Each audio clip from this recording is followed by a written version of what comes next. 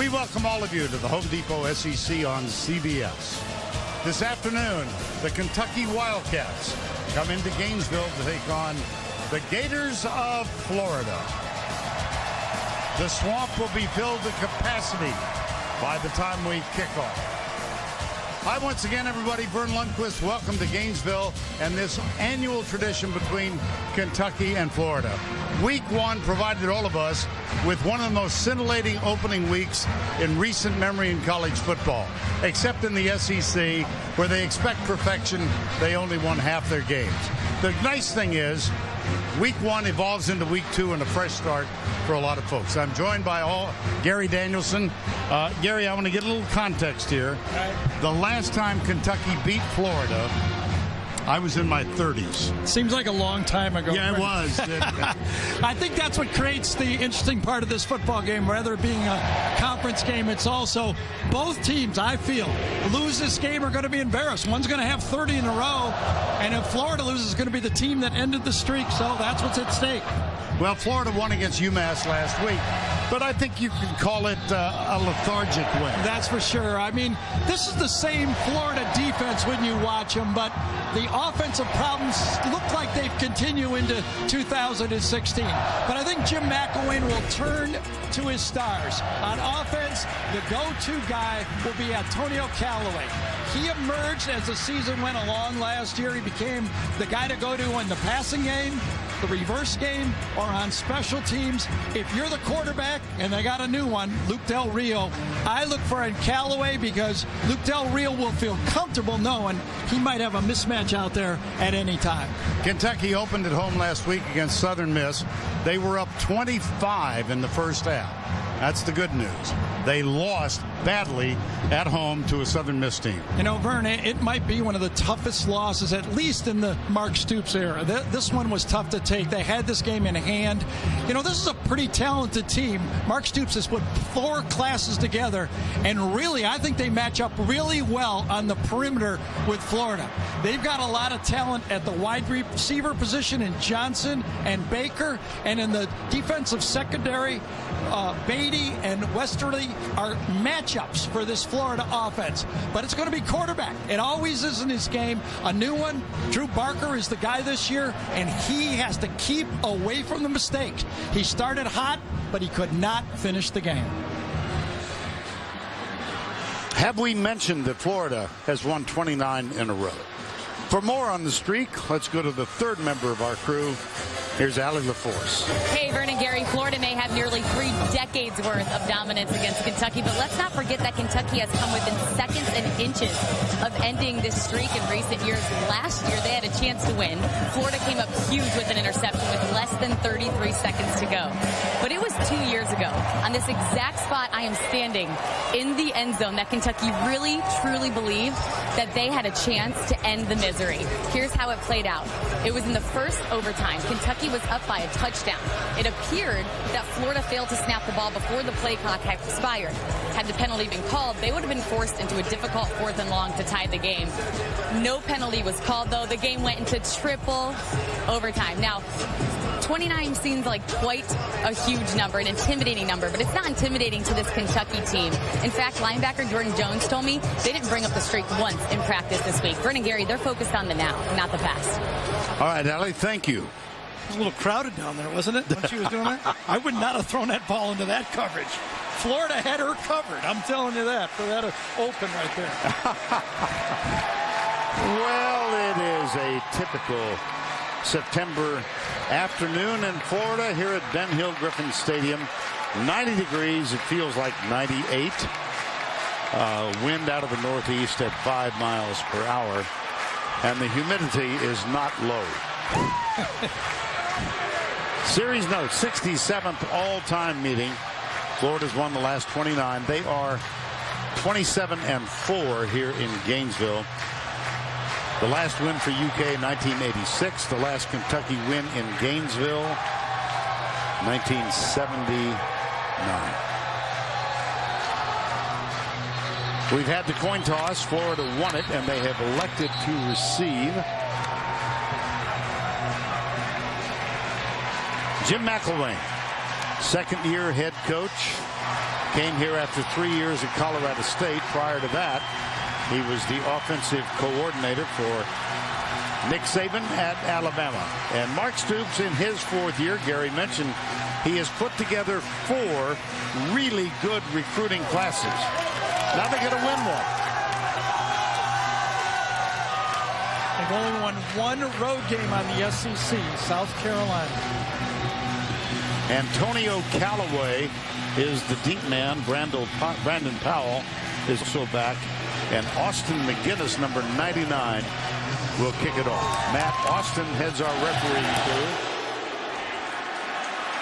Callaway moves up, grabs it at the 6. Knocked down as he gets to the 27-yard line.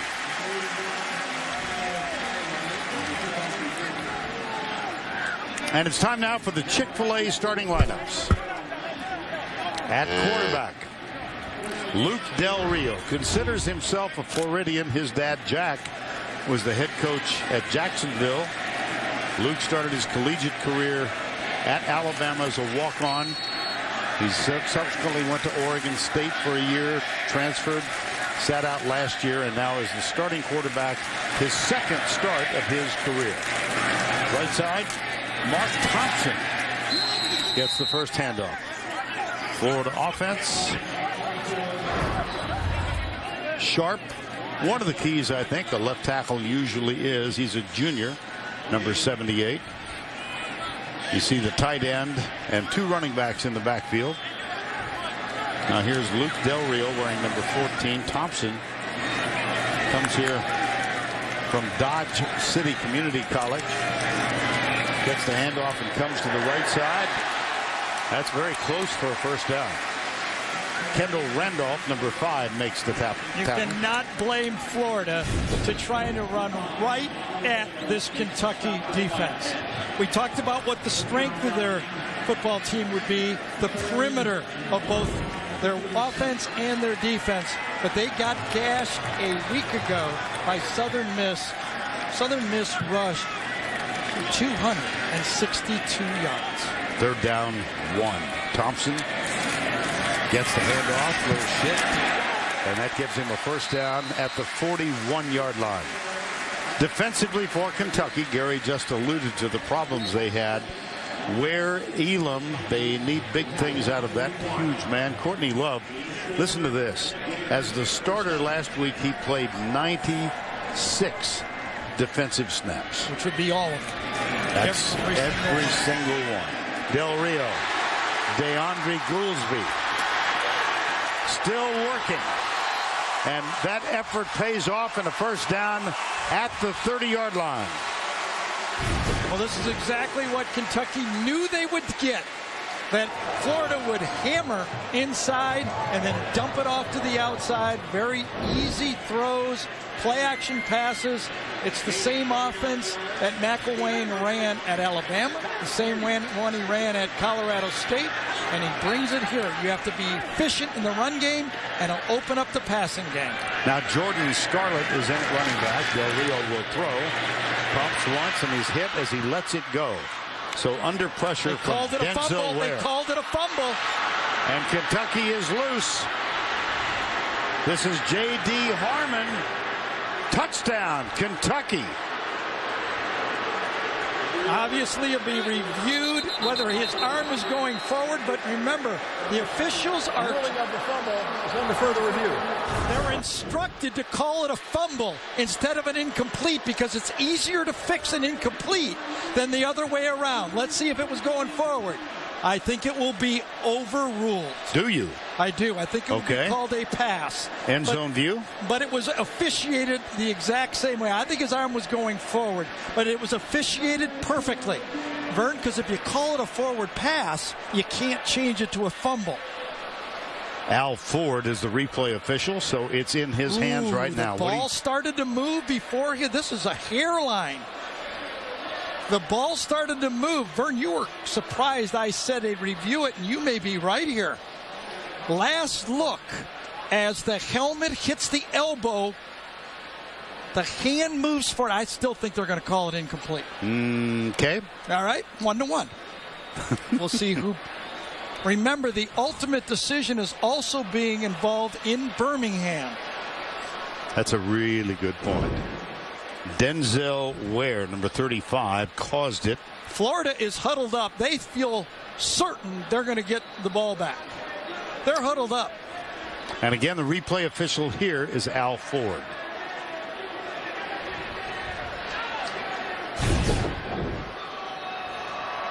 In our first game of the year, I think the replay officials in Birmingham or at the stadium were very conservative in overruling plays. Let's see what they do on this one. I say they're going to overrule it. I say nothing. And as athletic director Jeremy Foley told us when he came up here in the booth, you can say anything you guys want. Doesn't mean anything when you guys say it. Nothing happens to you guys when you say stuff. That's right. Okay. Again, help from Birmingham, the collaborative group, helping the official to try to get it more uniform around the league. Hairline here. This is hairline. I still think they're going to call it incomplete. After review, the passer's arm was moving forward at the snap, at the pass. Therefore, it is an incomplete pass. Ball being returned to the previous spot. It'll be second down. I think everybody did their job, especially Vern. He hung right on the fence, right? You don't last as long as you go like this. You think these pickets don't hurt? Second 10. And we are reminded by, here's the handoff. Let's get to this first. Oh, boy. Nice run. That's Jordan Scarlett. Steve Shaw, who's the head of officials for the SEC, reminds us that any intentional forward movement of the arm results in a forward pass. Was he repeating what I said? I think he was listening. He usually does. I know. Well, the object is to get it right, and I believe they got it right. Third down, Jordan Cronkrite is the third running back used in this series. That's Powell who starts in motion. Del Rio back, pressured, sidearms it, dropped. Difficult catch, but Callaway, I think that would go in the category of he should have had that one. Alvante Bell with the pressure. Yes, and even though the pressure kept Luke Del Rio from going to the guy who was really open on that one, Seante Lewis, number 80. The two receivers crossed, and even if the pass would have been caught by Callaway, he was not going to pick up the first down. Eddie Pinheiro is on to try a field goal. Last week, 3 for 3, each one of them in excess of 40 yards. This one from 42. Boom. No way. Went far enough, not straight enough. Yeah. So he's 3 for 4.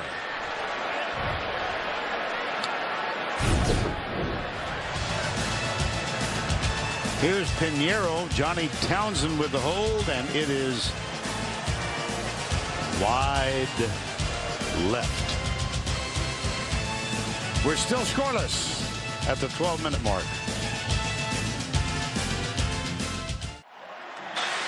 Scoreless in the first quarter in the Swamp, and it's time now for the Chick-fil-A starting lineups for Kentucky. He agrees. The quarterback, a sophomore, Drew Barker, got 2 starts last year. He is in control of this team this year. Last week, 323, 4 touchdowns, but he did have an interception. You know, Vernie passed for 228 yards in the first quarter. Right. Only 95 the rest of the game. And on the field, the 06-07 national champion basketball teams. You see Joachim Noah. He flew in from France to be part of this. They opened the game celebrations with the cheer of Mr. Two Bits. One of the traditions here in Florida. Blitz on first down. Got him. Oh, brother. Alex Anzalone. It's the exact package that when you turned on the tape, you saw a week ago. Southern Miss delayed their linebackers and continued to put the hits on the quarterback or force them out of the pocket all game with a slightly delayed blitz package. Barker, back foot. And the receivers wrapped up at the 23-yard line. Charles Walker. Kentucky offense. Up front, Mosier, Haynes, John Toth, senior, by far the most experienced lineman. They start 4 wide receivers. Badette, Timmons, and the other 2, it's third down and 13. 4 on the line defensively. See, the only 3 are down. Little bump and run. They stunt. Barker rolls right. He is chased.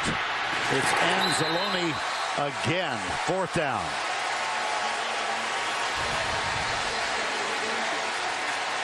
Anzalone may be one of the best athletes as a linebacker that we have in our league. Injured a year ago. He runs. He's powerful. He's close to 240 pounds. And you talk to anyone around the Florida program, and they say he's not only going to be a star on this level, he's going to play on the next level as well. That brings up a 4th down, 11. Grant McInnes will punt. Callaway is deep to return it. This is a fine punt. Callaway chased back to the 23. Watch out. He tripped. Gets back to the 36-yard line. Yeah, but there's some yellow on the field. Yep. Yeah.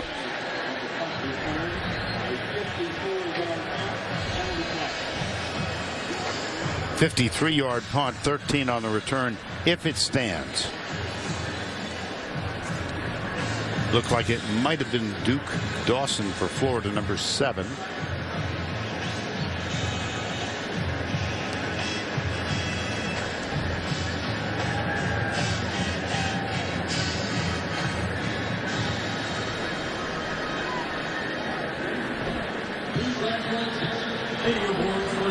During their turn, illegal block in the back, number 7 of the receiving team. 10-yard penalty for the spot of the foul. 1st down. That is Duke Dawson.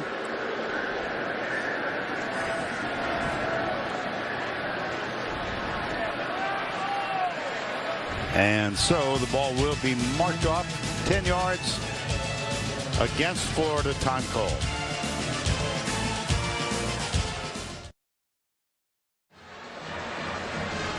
Number 81, Antonio Callaway, the subject of controversy much of the offseason. Last December, he was accused of sexual assault. The woman involved told school officials she was unable to give consent, but did not report it to police, and as a result, no criminal charges were filed. Still, as required by Title IX legislation, the university launched an internal investigation into the allegations, and Callaway was suspended indefinitely. Accordingly, the university appointed Jacksonville attorney Jake Schickel as the independent official to decide the case. Schickel is a former Gator track and field athlete and a current football and basketball booster. Doubting he could be impartial, the woman refused to attend the hearing. After reviewing the findings of Florida's investigation, Schickel cleared Callaway, thus making him eligible to play.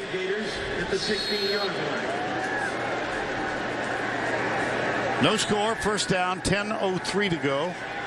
And Florida with its second offensive set. LaMichael Perrine is in. That's the 4th running back in the first 4 minutes. We expected to see them a quartet play. And here's the problem. When your middle linebacker does not eat up those plays up the middle, you have to make those plays. You can never find the tailback. Ran right by him. This is LaMichael again.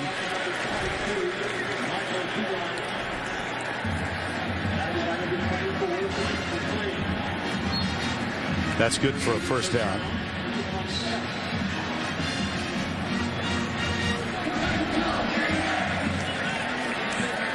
First down, 10. Callaway goes wide to the left.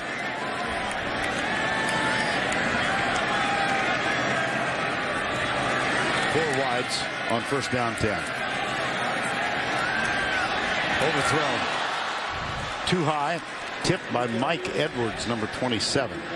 Well, that's one that Doug Nussmeier, the offensive coordinator, and Jim McElwain, the former quarterback whisperer of college football, will not be happy with. Right into coverage, forced. It was first down. You do not need to throw that football at Florida like that. That ball should have been dumped to the outside and picked up 2 or 3, 4 yards and move on to second down.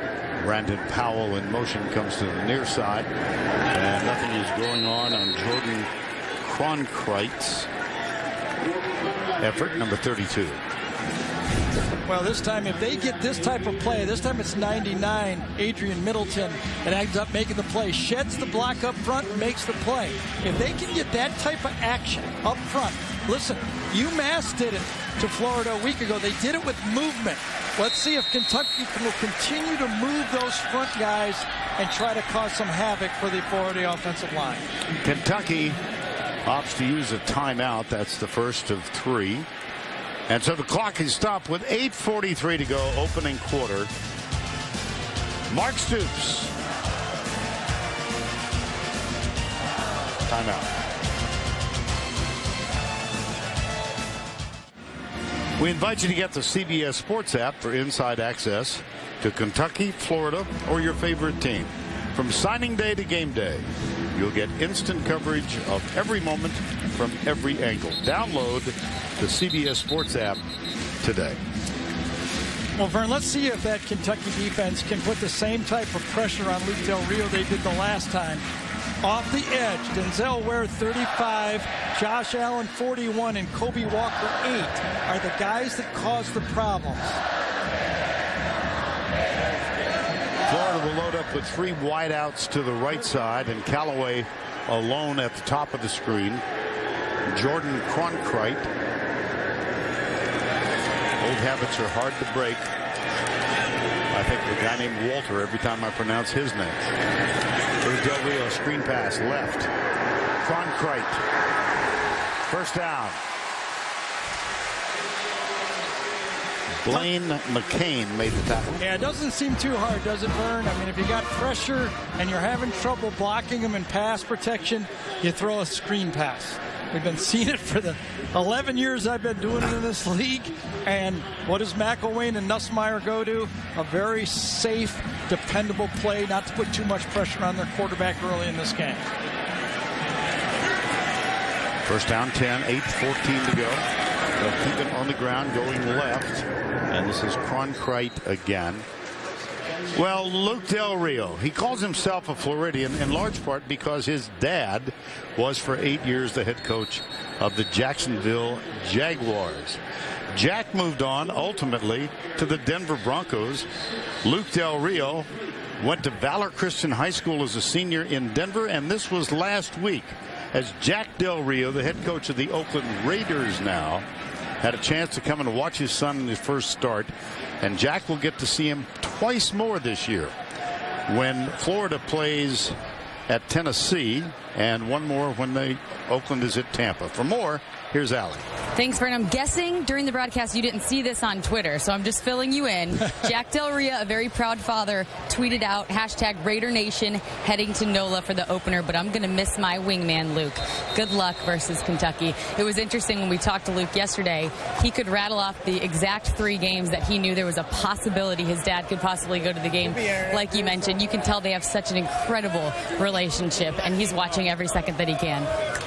All right, Allie, thank you. The injured player was Denzel Ware, number 35 for Kentucky. And De Niro Laster, number 44, has taken his place. And yes, he was named for the actor, Robert De Niro. De Niro. Second down. Callaway in motion. 4 down. Blitz coming. Pass to the left flat. It's Callaway. You think he is their most dangerous offensive threat? He's one of the most dangerous players we have in our league right now in Antonio Callaway. We saw him in the SEC championship game. He returned a punt for a touchdown in that game. A year ago, watching the tape of this game, he was still emerging. He was really not one of the go-to guys on the field, and they had yet to find him as McElwain brought him along slowly and smartly. So he'll rest on this 3rd down and 1. Mark Thompson is back in at running back. 3rd and 1, 7 to go in the first quarter. Thompson puts that hand down to keep his balance, and he picks up a 1st down. Jordan Jones made the tackle. He was the first man there. Well, there's penetration again. They're getting into the backfield. That time, De Niro Laster, number 44, the replacement for Ware, got behind the line of scrimmage. Forced it outside. So if I'm DJ Elliott and Mark Stoops, I'm somewhat pleased with what my defensive line is doing early in this game. DJ Elliott is the Kentucky defensive coordinator. Here's the handoff to Mark Thompson again. And, you know, they're going to have to prove it. The Kentucky front 7 is going to have to prove they can stop the run. No surprise. I'm sure Mark Stoops told his team, listen, they turned on the tape. They saw Southern Miss run for over 260 yards. They're coming right at you guys. Yes. Total rush yards thus far, 41. Do like that they're substituting. The one thing when we talked to Mark that he'd like to have over from that game, besides a few other mistakes, he wished he would have substituted more in that game. He said he played his starters too much. 2nd down, Del Rio, left side. Out of the backfield, DeAndre Gouldsby, the tight end, with his 2nd catch of the first quarter. And that's what Luke Del Rio and the whole Florida program want to mesh together. When McElwain was at Alabama and then went way he left Alabama was with that formula. When McElroy, the quarterback, who most is similar to Luke Del Rio, when they won the championship in 2009, he only threw 4 interceptions. A.J. McCarron in 11, 5 interceptions in 12, 3 interceptions. Take care of the ball is job number 1 at quarterback. It's 3rd and 1 again, and Jordan Cronkrite gets the toss, comes right, gets a block. He's got a 1st down inside the 25. See, and here we go already in this football game. 17 plays. Good seal block by the tight end that time to the outside. Keontae Lewis, number 80, gets the block, turns it in there. 17 plays, 18 plays. The number just changed to 3 for Kentucky. And that's what adds up. It's like body blows in the first quarter, pay off late in the game. On 1st down after the 16-yard run, it's Jordan Scarlett in the backfield behind Del Rio. He gets the handoff and comes right, gets a block, and steps out of bounds at the 12-yard line. Keontae Lewis, number 80, he missed last week with an injury. So seeing action in his first game, they had a double tight end set. DeAndre Gouldsby was also over there to help with the block, and it's 1st down. The ball marked at the 11, scoreless now with 4:25 to go in the opening quarter. Well, Gary, to your point, last week Southern Miss ran 96 offensive plays, Kentucky 50. Only 15 in the second half. Yes. 1st down, 10. Scarlett brought down after a modest gain by Jordan Jones. That's his 2nd tackle. Jordan Jones given credit for 19 tackles in that loss last week. And we double-checked this. In all of last year, he had a total of 10. Well, Kentucky's red zone defense, this is the Verizon red zone totals. 6 trips last week, 4 touchdowns. 67% almost, and this is the 14th play of this drive. Tested in the middle, come to the right, down to the 3. It's Mark Thompson. Got the whole, it's like one running back after another. They just keep reloading. They said we'd see 4, maybe 5 of them, and they're right. They think Thompson is the best inside runner, and that's why he's in there right now between the tackles. Well, 4 have played in the running back spot thus far. The only one on the depth chart that we've yet to see is Mark Herndon. This is a long 2 yards down here, though. Yep. Let's see if we see play action pass. Remember, he threw an interception, Will Greer a year ago in this situation. Not much there, but he pulls it up. Cut. What a cut, and it's a touchdown for the Gators. Mark Thompson.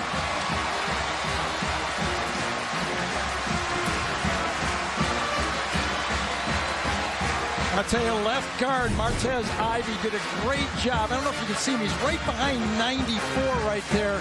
He fights, and then cuts right behind Ivy's block. Nice job up there by left guard Martez Ivy.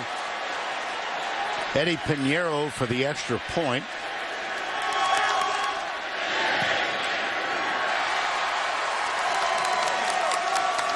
Seven zip.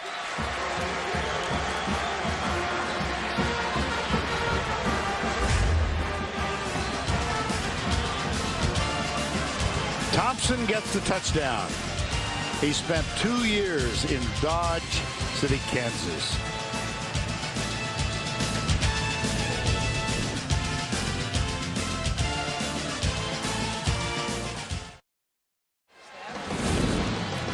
Second week of the college season, first full week of the NFL, and tomorrow on CBS, regional action, Cincinnati at the Jets.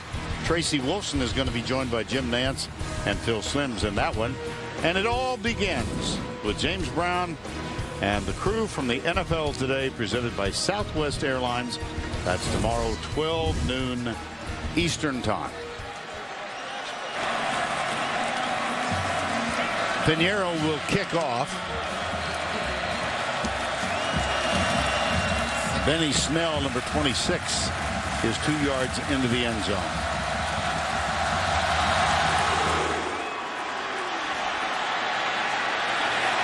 That split the uprights, I believe. I think it did.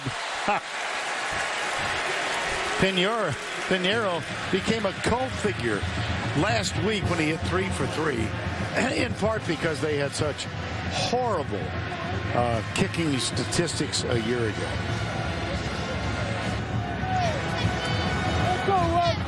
You know, Vern, one of the things that Mark Stoops and DJ Elliott talked about is that they were in position to make plays.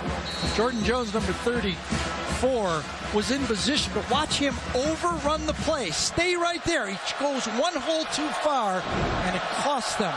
They said in the game tape, there were multiple plays that we just made mental mistakes. This is the 4th offensive play of the game for Kentucky. Boom Williams, Stanley Boom Williams, number 18. Last week, 13 runs for 91 yards. He was the leading ball carrier in the opening. And the 5th offensive play coming up. This is tough, even though the offense, Eddie Grand, the new offensive coordinator, would love to go tempo. How do you go tempo when it's 22 plays to 4?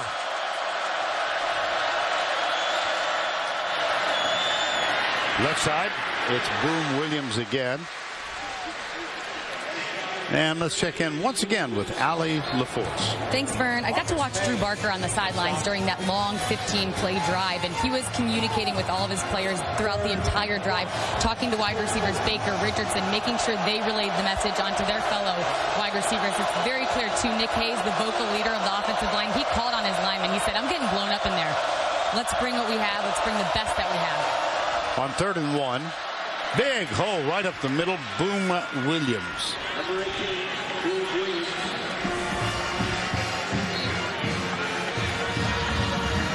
First down 10. Marcel Harris made the stop. At the 40-yard line, 7-0, final 65 seconds opening quarter. Barker with time. Man-for-man coverage.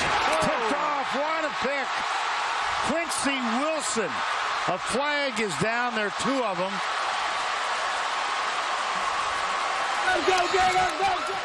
And just judging the reaction on the sidelines, this might go against Florida. Well, there's been a high standard of what is bump and run coverage around here, and this is about as good as you can do it. What a pick. And I'm not sure. I think the interception may stand, but maybe there's a penalty afterwards. I know Badette went out of bounds on the play, but Quincy Wilson did not. Yeah. Interesting call. During the return of the interception, yes. Illy block in the back, number 34 of the defense. 10-yard penalty, first down. That's what I thought. It might have been somewhere else because you can't cover it any better than this. That was Alex Anzalone, number 34, so big mistake by the linebacker. Quincy Wilson was bump and run with one of the fastest players on Kentucky's team, Jeff Badette. Look at that 100 play, keeps both feet in, and Anzalone gets a block. Listen, you'll trade an interception for a block in the back. It's one of those aggressive plays you can live with. There's the block in the back. More importantly, the interception on the play, and guess who's got the football again? And I suspect we're going to see more of pounding this Kentucky team. See, last year the turnover margin +8. Jordan Cronkrite. Oh, might go deep here. Goes deep left side, and the man is open. It's Callaway. He hits him in stride. Callaway. Touchdown, Florida.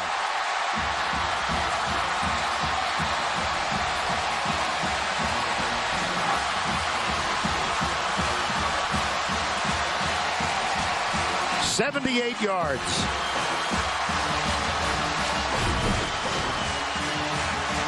The safety took the crossing route and that opened it up to the outside post. One guy does not do his job, takes the first crossing route, and the second guy's open. You make one mistake, and the next guy is open. Extra point forthcoming. Johnny Townsend will hold. Pinheiro gets it up and knocks it through. And like that, Quincy Wilson's interception. A beautiful pass from Del Rio. Callaway, 78 yards.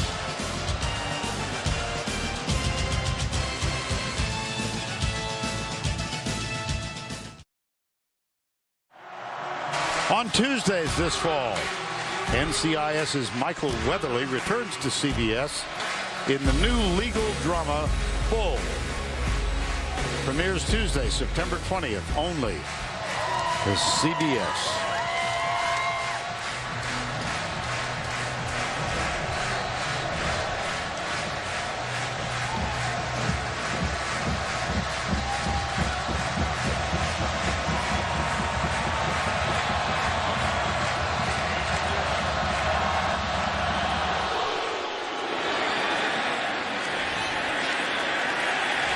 That'll be a touchback.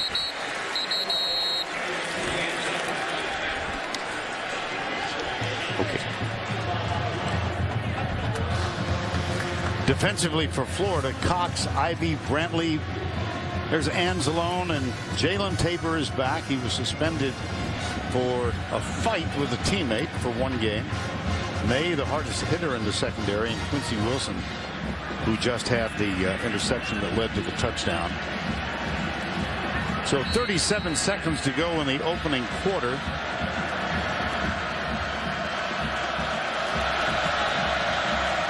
Barker for Kentucky. 14-0.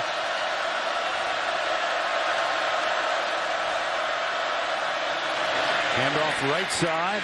Slip tackle. It's Boom Williams.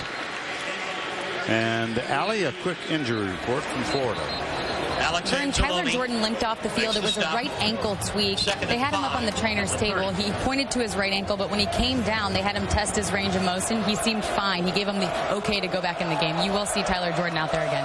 Okay, that happened on the extra point. 10 seconds to go in the opening quarter. Williams, that's going to be a Kentucky first down, and that will be the final play of the first 15. But mark this, in the last 45 minutes, of play.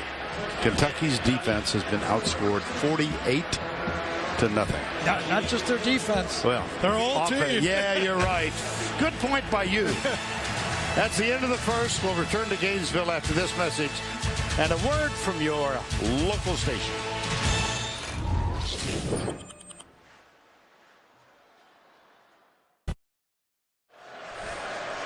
We welcome you back to the Swamp in Gainesville, where Florida has taken a 14-0 lead. First down and 10.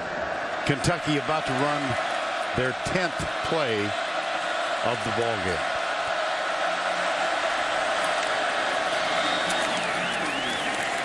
Not much there again. Total of 30 yards in offense now for the Gators. For Kentucky. Vern Lundquist, Gary Danielson, kind of a double-edged sword here. You've lost 29 in a row and you can't stop them. Right. What next?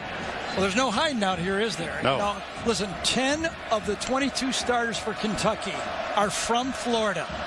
Most of them have played in this game 2 years ago. The players on the field, this isn't about coaching right now. This is a gut check for Kentucky. They have to man up here. They're going to get run out. Barker, as the pocket collapses, and he is taken down.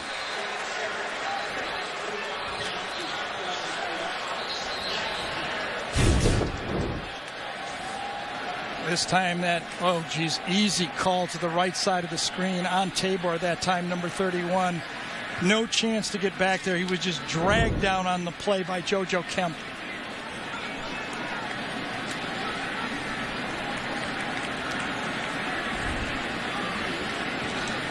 Cole Mosier is the injured player, offensive lineman. Right at the end of this play, number 74, right in the middle of the pile. Yes, gets fallen on from behind. Ouch. Gets bent backwards.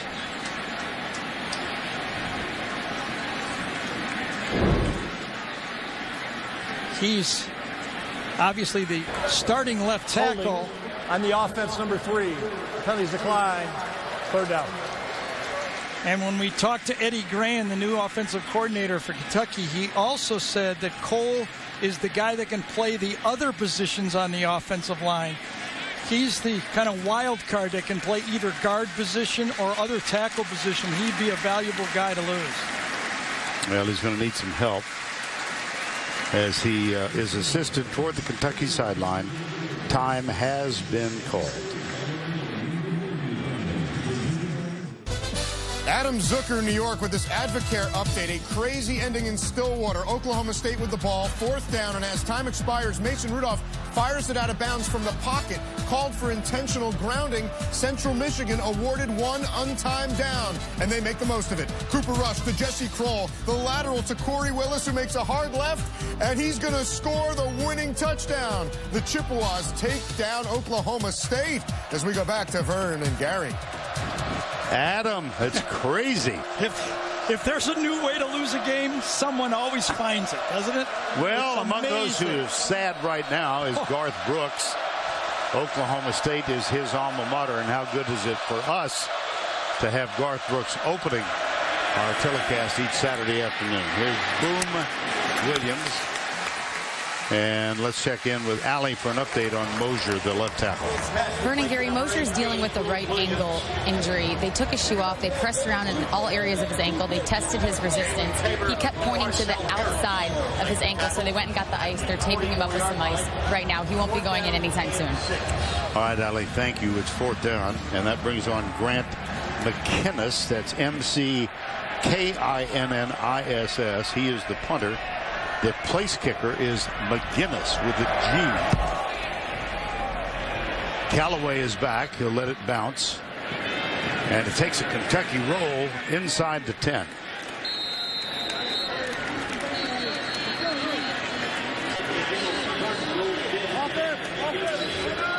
That's a 49-yard punt.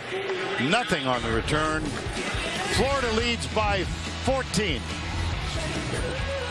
And they have the football going after their 30th consecutive win over Kentucky.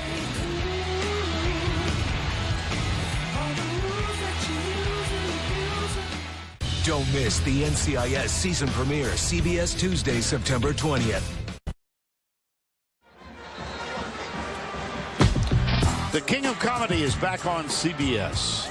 Kevin James returns to the place where it all started. Kevin Can Wait premieres Monday, September 19th after The Big Bang Theory. Only CBS. Time of possession almost double in favor of Florida. Here's the problem if you're Kentucky. Even though you'd like to rotate and keep your guys fresh, as we look at the injury on the bench right there to Mosier, how do you take your best guys out now? This is the time you need to stop and get back in a football game. You got to play. And off to the right side on first down. Not much. Jordan Scarlett and Jordan Jones makes the tackle. Remember, we talked about Jordan Jones overrunning that touchdown play. He had made a couple tackles earlier, but this time he takes the perfect angle, runs the back door behind, and makes the play for no gain. Second down 10. Jordan Jones out of Youngstown, Ohio, and a graduate of Cardinal Mooney High School. Yeah, both he and Courtney Love, the two inside linebackers, are both from Cardinal Mooney, and that's a familiar place for Mark and the Stoops brothers. Amen. Play action. Del Rio in the end zone.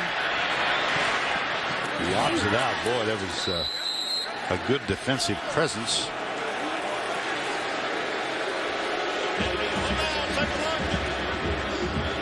Denzel Ware this time reads the sneak action, covers Goolsby out in the flat. Let's see if this ball was completed, because Goolsby said he caught it. Well, he caught it. Was his toe down? It's close. Yes, it is. Yes. Gonna definitely be reviewed. And a player down for Kentucky at the 15-yard line. Can't throw it any better than that. Just over the outstretched arm. He's got it. His foot's down. I think they may call that. Was his knee out of bounds when his foot was in the air? It's really called close. Again, it was called incomplete on the field. There is a player down at the 15, as we mentioned. Time has been called.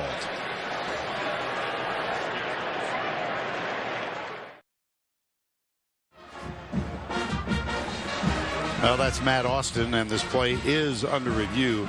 Denzel Ware was the injured Kentucky Wildcat.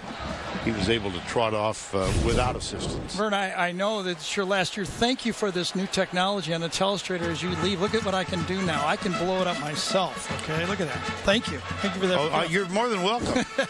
It's my legacy to you and Brad Nessler. And I want you to let Brad use it next year. You don't trust me. Well, you can go for it. You can make this call. I'll let you make this call. Hit his hairline. It looked like the ball was in the crux of his elbow right there with his foot down. But after did he have review, control? The receiver did get a foot down inbounds with possession. Yep. Ball will be placed at the 16.5-yard line. It'll be third down. DeAndre Goolsby was right. He was signaling to the bench that I caught the ball, and he had the perspective that his foot was down, so now it's third and short. That's his third catch of the game.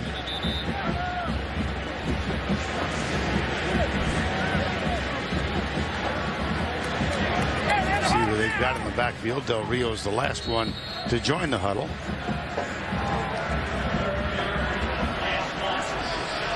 De Niro Laster has replaced Ware, number 44, defensively. And it's Jordan Scarlett. No, I think he's it's Del Rio. Yeah, he snuck it. Yep.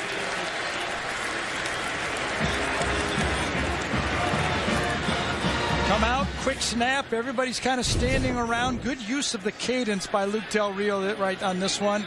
Got it off and got it in there before anybody even moved for Kentucky. Allie LaForce reporting from the Kentucky bench that Denzel Ware is suffering from cramps, and it is a first down for Florida. Now Jordan Cronkrite is the running back.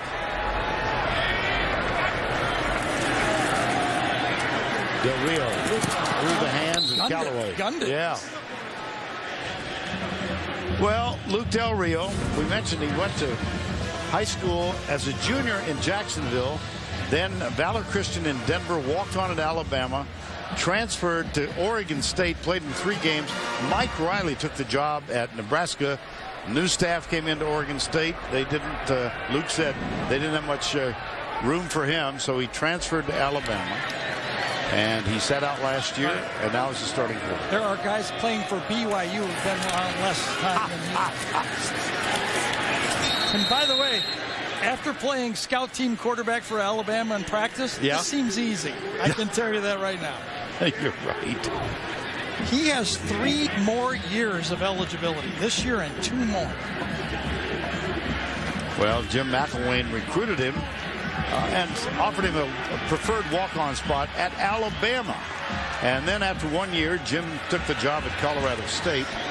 And we'll tell you about that recruiting visit after this play, assuming nothing momentous occurs. Here's Del Rio with time. That qualifies as momentous. That is an interception on the tip. Derek Beatty, number 29, with the interception. Yes, Luke was a little bit late throwing into the hole, and C.J. Wharton, number 18, overran it. Part of the communication between a quarterback and receiver is finding the same hole. You got to both be reading the coverage the same. When this ball gets thrown, Wharton overthrows it. Luke throws it in the hole he thinks Wharton's going to stop. Wharton tops it up, and he gets a pick out of the play. If he'd have just let it go, it would have been an incomplete and inconsequential play, but now a chance for Kentucky to get in the game. At the 25, first down 10.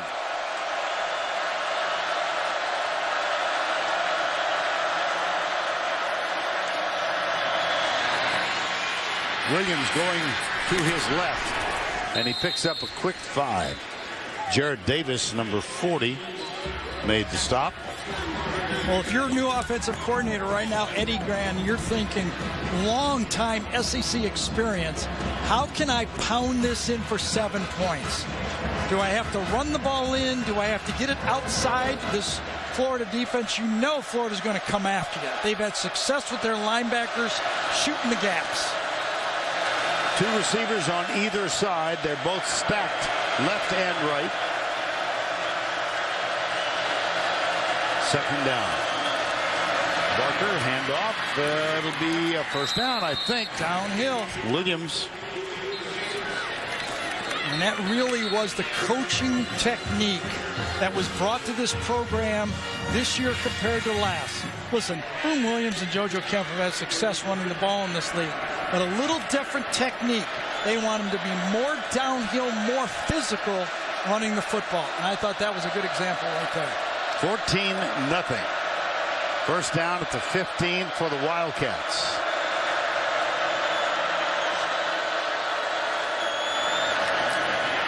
They'll test the middle again with Williams, who carries for the 8th time. And the Verizon Red Zone stats for Kentucky. This is from 2015. 23 touchdowns on 42 trips. 9:32 to go, first half. Second down, 11. Kentucky trails by 2 touchdowns.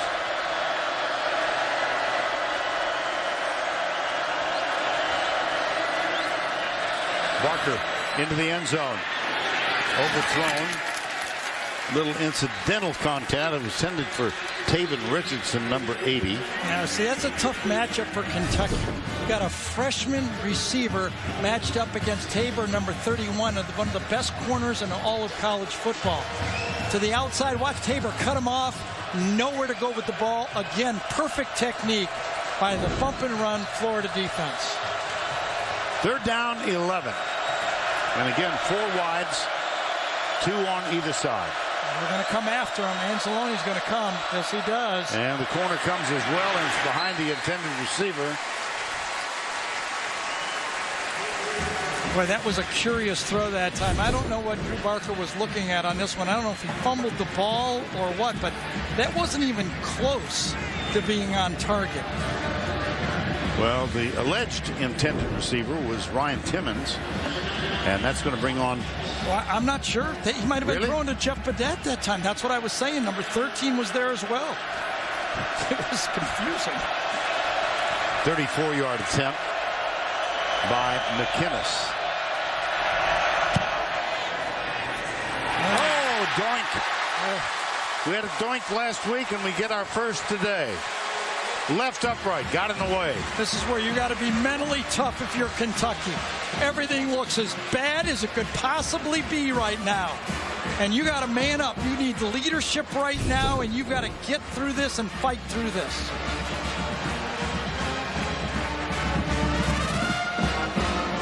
Dead on. Left upright. And on the opposite side, Eddie Gran, Barker. That's not the way we hoped it would end. Adam Zucker in New York coming up on the Geico Halftime Report. Rick, BJ, and I get you caught up on all of today's action, including Georgia and Jacob Eason surviving, winning the freshman's first start, but they played like pennies against Nichols, 26-24. Now back to the Swamp. Well, I just wonder, Adam, if you're at all embarrassed by that. Pennies instead of Nichols. Let's check in with Allie LaForce. Vernon Gary, I have an injury update on Ware. It's been a really rough day for him. He started by getting hit in the throat, had trouble breathing. Then the second time he returned to the injury table, he had cramps in the right calf. Now he's dealing with some sort of knee injury that the athletic training staff can't figure out. They're icing it at the moment. On first down after the missed field goal, this is Mark Thompson. Take a look at this last Barker pass, Gary, and analyze this. Yeah, from the outside, you got two players, Badette and Timmons, that are wide open on the play. He could have thrown to either one of them, but watch, right here as we freeze it, both guys look back and say, who was it to? We were both open, and you saw when Drew Barker went to the bench, even the coaches were saying, Drew, what did you see there? You knew they were going to blitz. You knew you had one-on-one. Pick out one guy and go with it. Believe it. He was kind of in between both, and that caused the poor pass. Del Rio. Go, three. Quick flip. Out on the right side. Antonio Callaway. And that's going to be a Florida first down at the 40-yard line.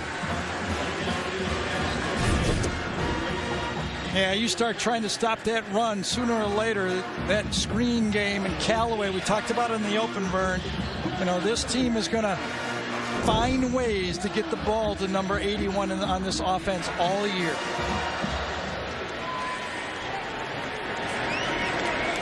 That's a gain of 18. First down at the 40. Now Del Rio. That's Mark Thompson getting a lot of work here in the first half.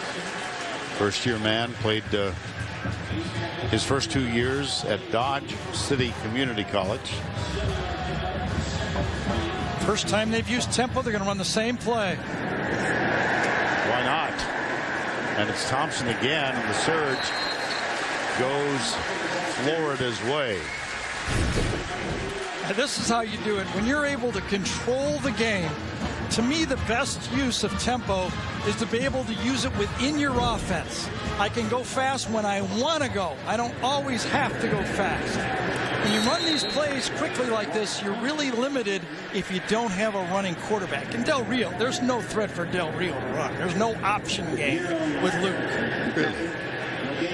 Don't need one, do you? I mean, you really don't. If you could throw it the way he's managing it, block the way they are, he is managing this offense exactly the way Doug Nussmeier wants him to do it. LaMichael Pirine, the freshman, is back in the lineup.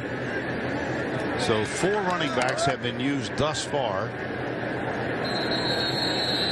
And timeout is called by Kentucky. Their second timeout. That's their second. Well, a missed opportunity certainly after the interception by Kentucky. They failed to convert anything.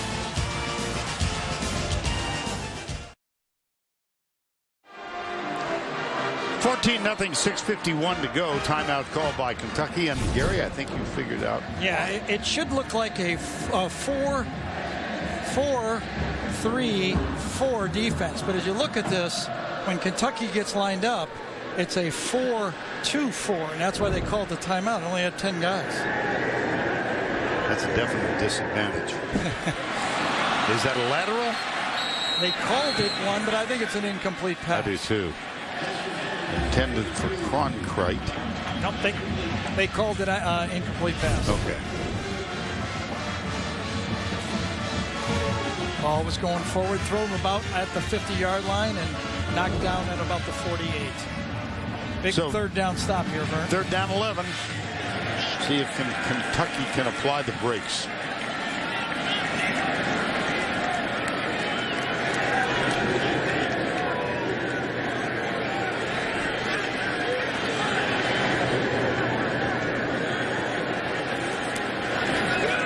Draw play. Von Crate. Now I wonder if they'll bring Pinheiro out. I think they will. Well, why not? He hit 3 from over 40 last week. Right. He missed one earlier. This will be a little farther. This will be on the 50s here. Among his resume, 77-yard field goal at a kicking camp when he was in high school. Does that count as resume? It's on YouTube. It must count. It must count. That it's like the internet. That's right. If it's there, it's got to be true. 50, well, almost 54. Johnny Townsend will hold 53 officially. Kick up, plenty of distance. Knocked it home. Whoa! Would have made it from 63.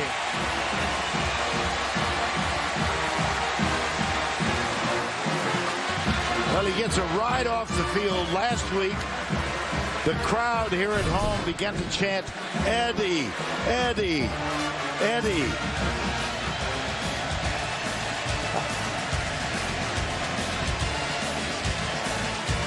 I think he's pleased. So are his teammates. 17-zip.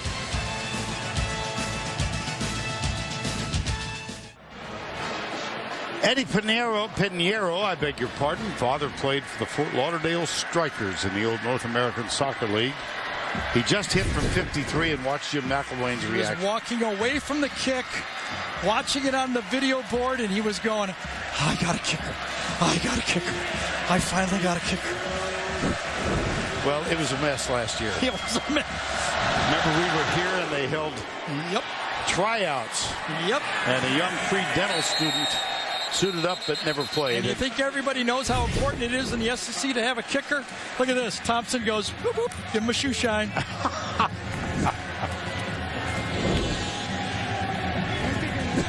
He only participated in 7 games in high school. I kiddingly went to Kevin McElwain and said, considering last week, would you have rather had your offense and defense play great and have your kicker stink it up, or have the offense stink it up and have a kicker? And he looked at me like, I know what you're talking about. You got to have a kicker. And they've got one now. First down and 10, Kentucky trailing by 17. Boom. Time now for the Scholar Athlete presented by Quicken Loans. We've got 2. John Toth with the 3.29 GPA in mechanical engineering and Spanish, and Quincy Wilson from Florida, a 3-point GPA in sociology. Quicken Loans' commitment to the investment of our future is shown today by donating $1,000 to Kentucky and Florida's General Scholarship Fund.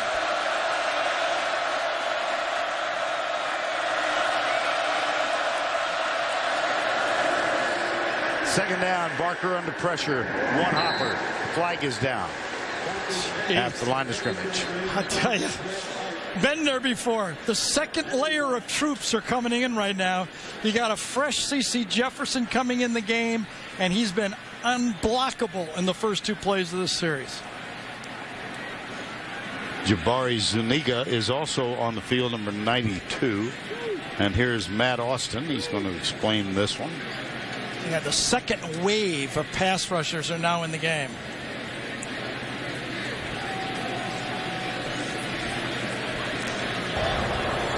We have 2 fouls on the play. Holding, number 6 of the defense. That penalty's declined. Personal foul, illegal hands to the face, number 96 of the defense. At 15 yards, the penalty will be enforced in the previous spot. Automatic first down. Might be why he wasn't able to be blocked. Yes. Let's see if we can. C.C. Jefferson says no way. Let's see what happened here. Yeah, right into center. I think he got him right there and was on by Toth. No chance for Toth to really hold him off. Both guys actually had their hands there, but C.C. Jefferson had his hand in the face mask. Good call. On first down, sweep, reverse. They come to the near side. This is Jeff Badette. And he's all the way inside the 40-yard line for a first down. What a great call. You know you've got the young players in, very aggressive, the backups. But Charles Walker, number 88, does a great job right there being patient and getting the block on the outside. Didn't do it too soon. He waited until the reverse came to him and then made the block. Great job by Walker. 24-yard gain and a first down at the 38-yard line.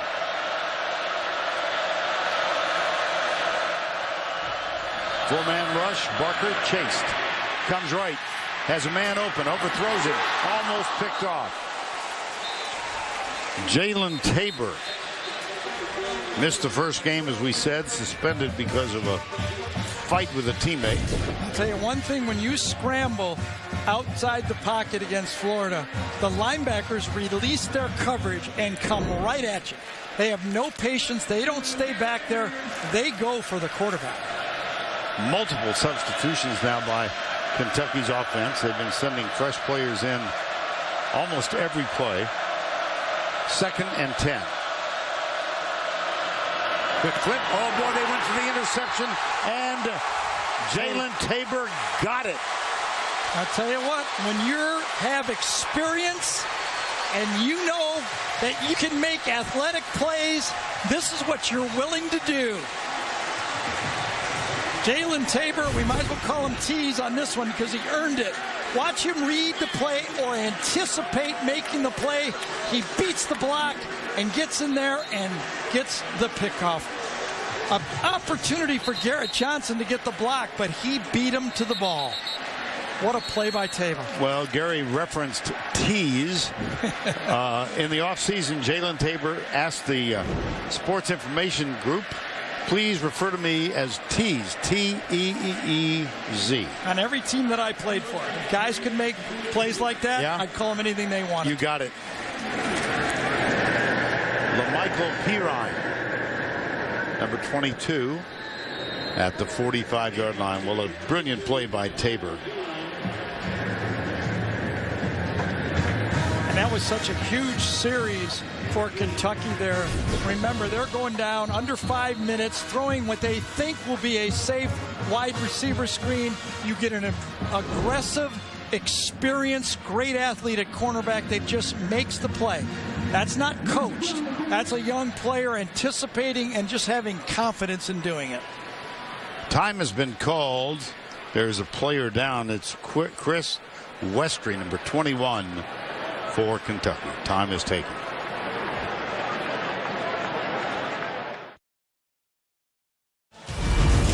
Back at the Swamp in Gainesville, coming up, the Geico halftime report. Adam Zucker, Rick Neuheisel, Brian Jones will get you caught up on everything of significance going on in the second week of the 2016 college football season. That's Chris Westry trying to jog off the unpleasantness. And it will be 2nd down and 7. Del Rio. I mentioned that he was recruited by Jim McElwain when he was at Valor Christian in Denver. On his recruiting day, his dad Jack went with him, and McElwain and Luke both told us yesterday it was one of those Colorado days when there are 4 seasons in one day. It snowed, the sun came out, the wind blew, and it was just awful. The only thing that didn't happen is the leaves didn't change. Here's Del Rio. Deep down the middle. Got a man, and he's got him. Diving catch, Brendan Powell. I think he got the wind knocked out of him, but my, oh my. What great protection, number 1. Luke Del Rio hangs in there, and Powell runs right by the safety. Mike Edwards just gets turned the wrong way, and when you're pivoting and you got a fast receiver coming at you, he's going by, and that's the second perfect deep ball that Del Rio has thrown in this football game. That one was good for a gain of 47. Did it bobble, though? Yeah. Did it hit the ground and move? Powell is still down. It may be more than just having the wind knocked out of him. The ball hits the ground. Did it move afterwards? Could not tell from that look. This one should show it. He's got it there. Oh, I think they could call this incomplete. That ball moved when it hit the ground. You see the laces move? The laces moved when it hit the ground. This one could come back. It's slightly out of our camera, but watch right at the bottom of the frame to see if the laces don't move when it hits the ground.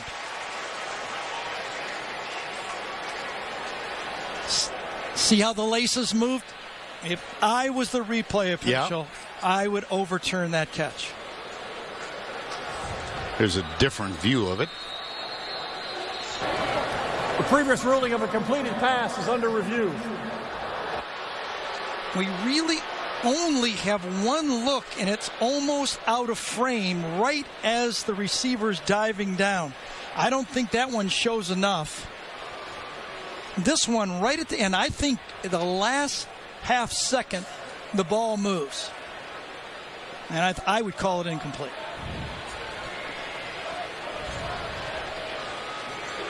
Well, it is being reviewed here and in Birmingham. One more look.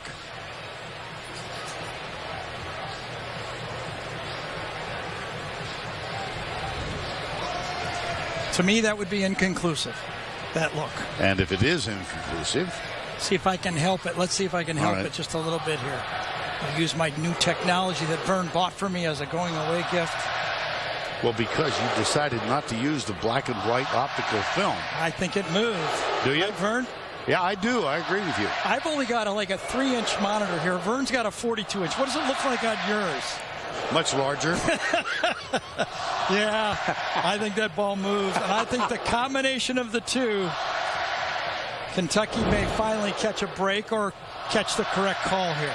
Powell is up.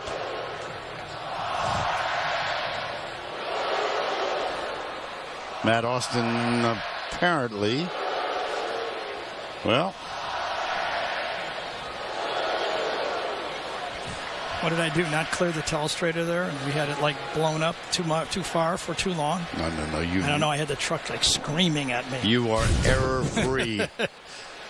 I think that's the one right there. That's the one that, to me, looks like the ball hits the ground, the hand does not have control of it, and it moves just a couple inches. Taking a little while with this one. Yeah, this is going to come back. Matt Austin. Well, Mark Stoops certainly hopes so.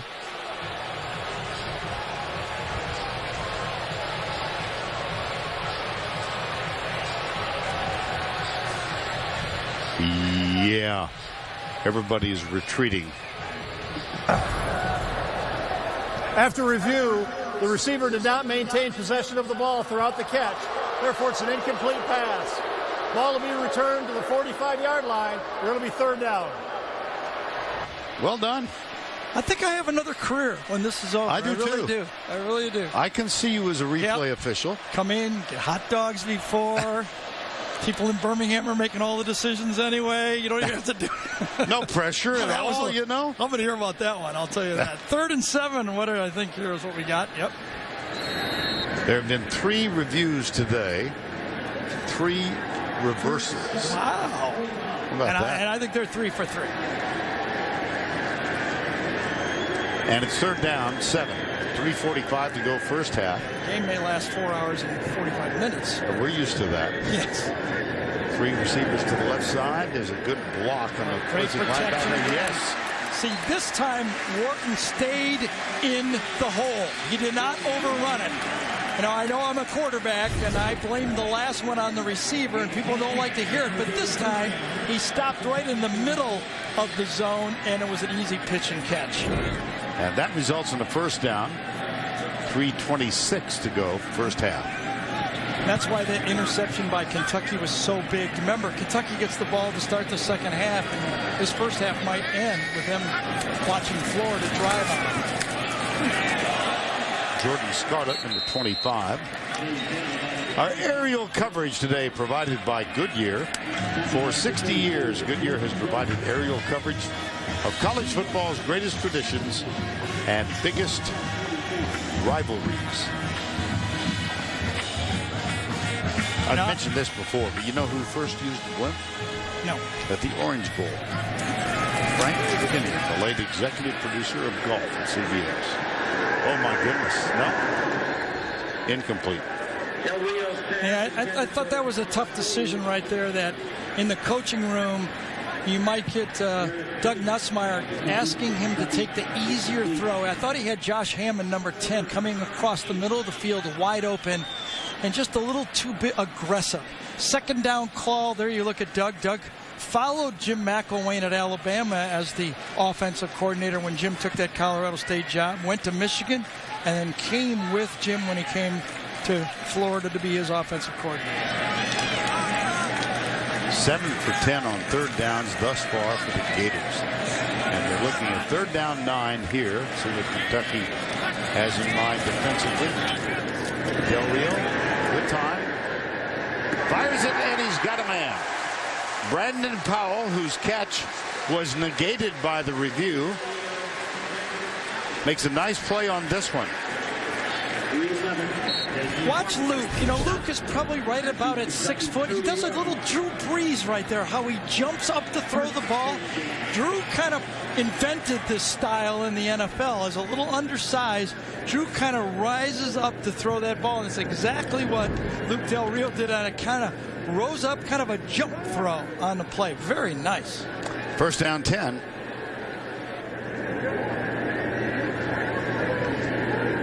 Play fake. Del Rio in the end zone deep, and it's knocked away, intended for Powell. Derek Beatty knocked it free. He's having such a good football game, but here's the coaching again. Easy throw. Watch the tight end on the play. If it's not a clear touchdown, watch the tight end get wide open on the play. Easier throw coming right across the middle of the field.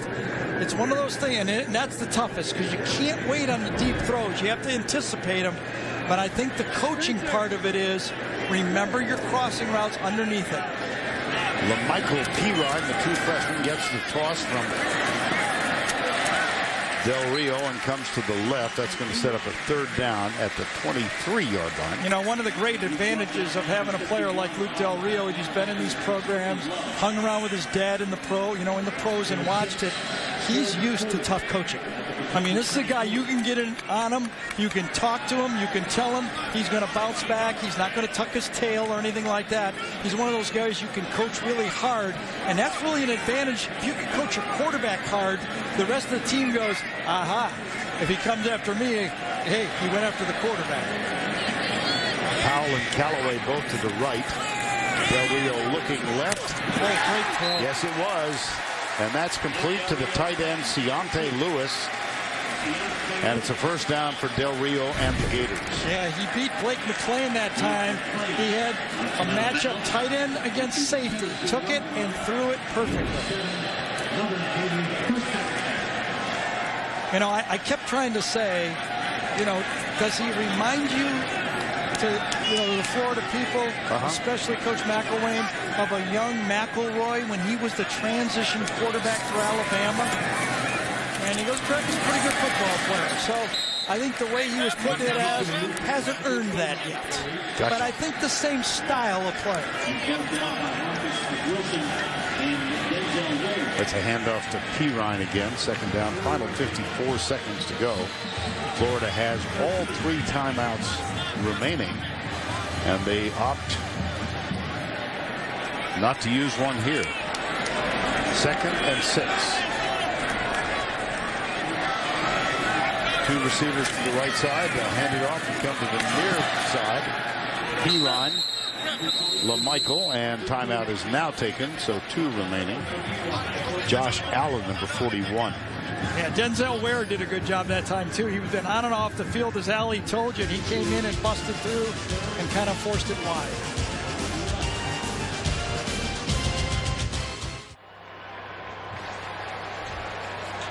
Gator Chomp here in the swamp. And I don't think we've mentioned yet that last week this was renamed Steve Spurrier Field. And he's back on the staff as a special consultant. We got a chance to spend a little time with him yesterday, and he's back where he belongs. He sure is. He was happy, wasn't he? Yeah. He seemed in great spirits. Got a new book out. Playing a little golf. Del Rio. Got a man. It's Powell again. That's at the 5, so the clock stops as they move the chain. And we'll restart. 2 timeouts remaining now for the Gators. 1st and goal. Luke Del Rio was upset because he wanted to hurry up and get to the line of scrimmage and take some tempo there. And one of the Kentucky players was cramping, and he just waved his hand like he was disgusted, like, come on. Chris Westry again down with the cramps. He had him once. He had to go to the sideline, and now again. Now think about it. It's Vern said, you know, plus 90 degrees. You're playing bump and run most of the time. You're out there on an island running the whole game. You can cramp up.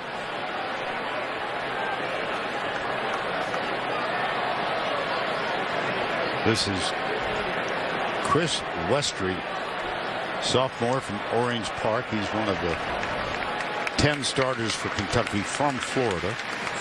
Vern, I just want to warn you in this weather, when you make your dash for the restroom, just, you know, take some liquids and hydrate, okay? It's hot out here. You know, you've known me for a while. I take a slow walk. Slowly. Don't cramp up on me. No. Now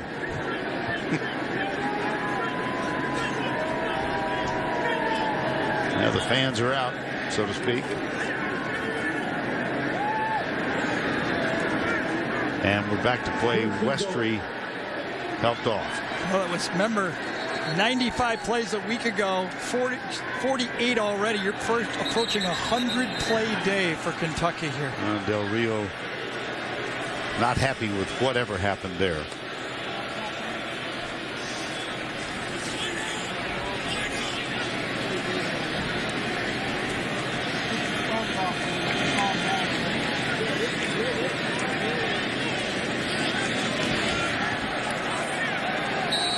Four consecutive third down conversions. Into the end zone. He goes. Caught. Touchdown. Brandon Powell. Well, he had a 47-yarder overturned. And appropriately enough, he gets the touchdown and hold on. This is the challenge with these bunch formations. The 2 receivers run out. Powell goes out and comes right underneath it. Watch this. Beautifully done. Beautifully designed. Right in the hole. Easy delivery over and over again. If you don't get to the quarterback, you got problems. Eddie Pinheiro for the extra point. Up and through. With 18 seconds remaining in the first half. Luke Del Rio has now thrown for 197 yards, 2 touchdowns.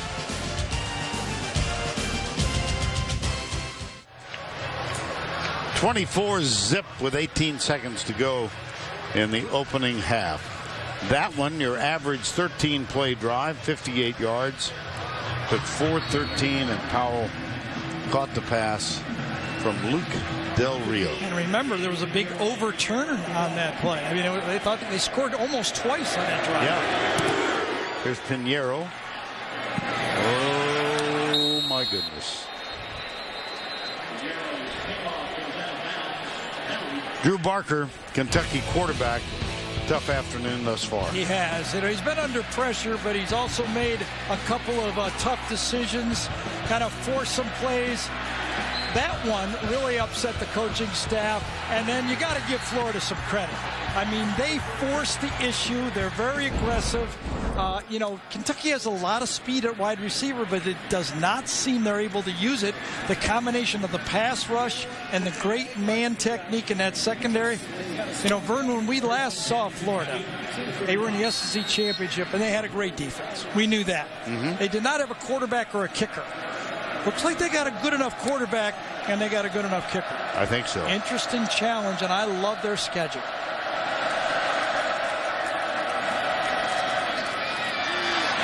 This is Boom Williams. There's a boom at the other end. Marcus May, number 20. That's a gain of 35. Well, on that one, Jared Davis, number 40, just kind of mailed in the play. I mean, thinking the half is over, it's 24-0. They haven't gained a yard, and Jared Davis, the inside linebacker, just didn't even move his feet at all and got blocked. You put on tape, you never see Jared Davis blocked. True. He and Anzalone make usually a very good pair, linebackers. Well, I think as good as anybody in the league. I mean, they're not going to be better than Alabama's inside linebackers, but as good as. So Florida puts 3 on the line, and they drop 7. They rush 4. Barker. Oh my goodness. Well, that was a curious call, because if it was completed, the half would have been over. If he catches that ball and runs and gains like 8 yards, he only got 3 seconds. They look, and he dumps it off. It's a good drop that time by Kentucky. Vern, you want to go 57-yard field goal here, or do you want to throw for the end zone? I go for the end zone. I definitely put it up. Take your chances. That number, remember the 57-yard field goal? Matt Austin is on the exactly. The referee. We saw a 57-yarder. It's helped. It was short. Barker wrapped up. Jordan Sherritt, number 17.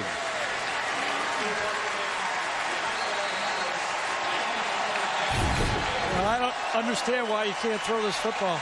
I mean, this is Drew Barker just trying to do too much. Let it go. Throw it up as high as you can.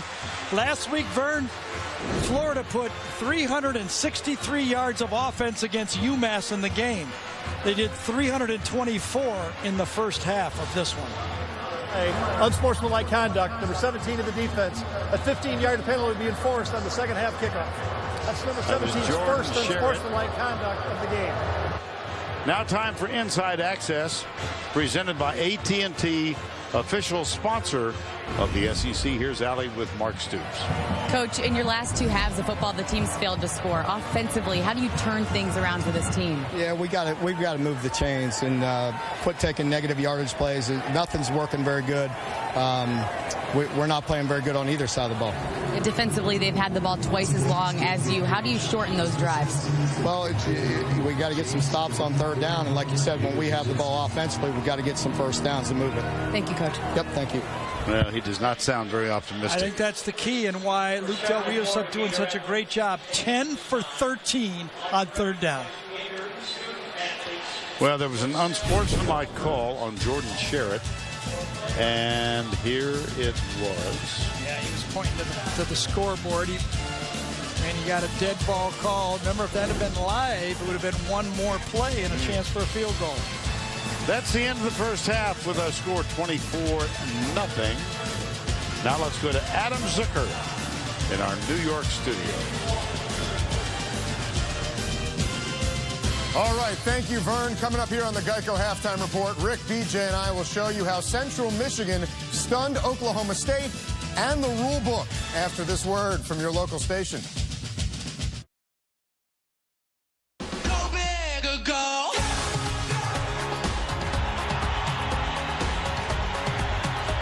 Now here's the handoff to Thompson, trying one on the left, now cuts it back up, and in for the touchdown. Intercepted. How by Quincy Wilson. Callaway, touchdown, touchdown.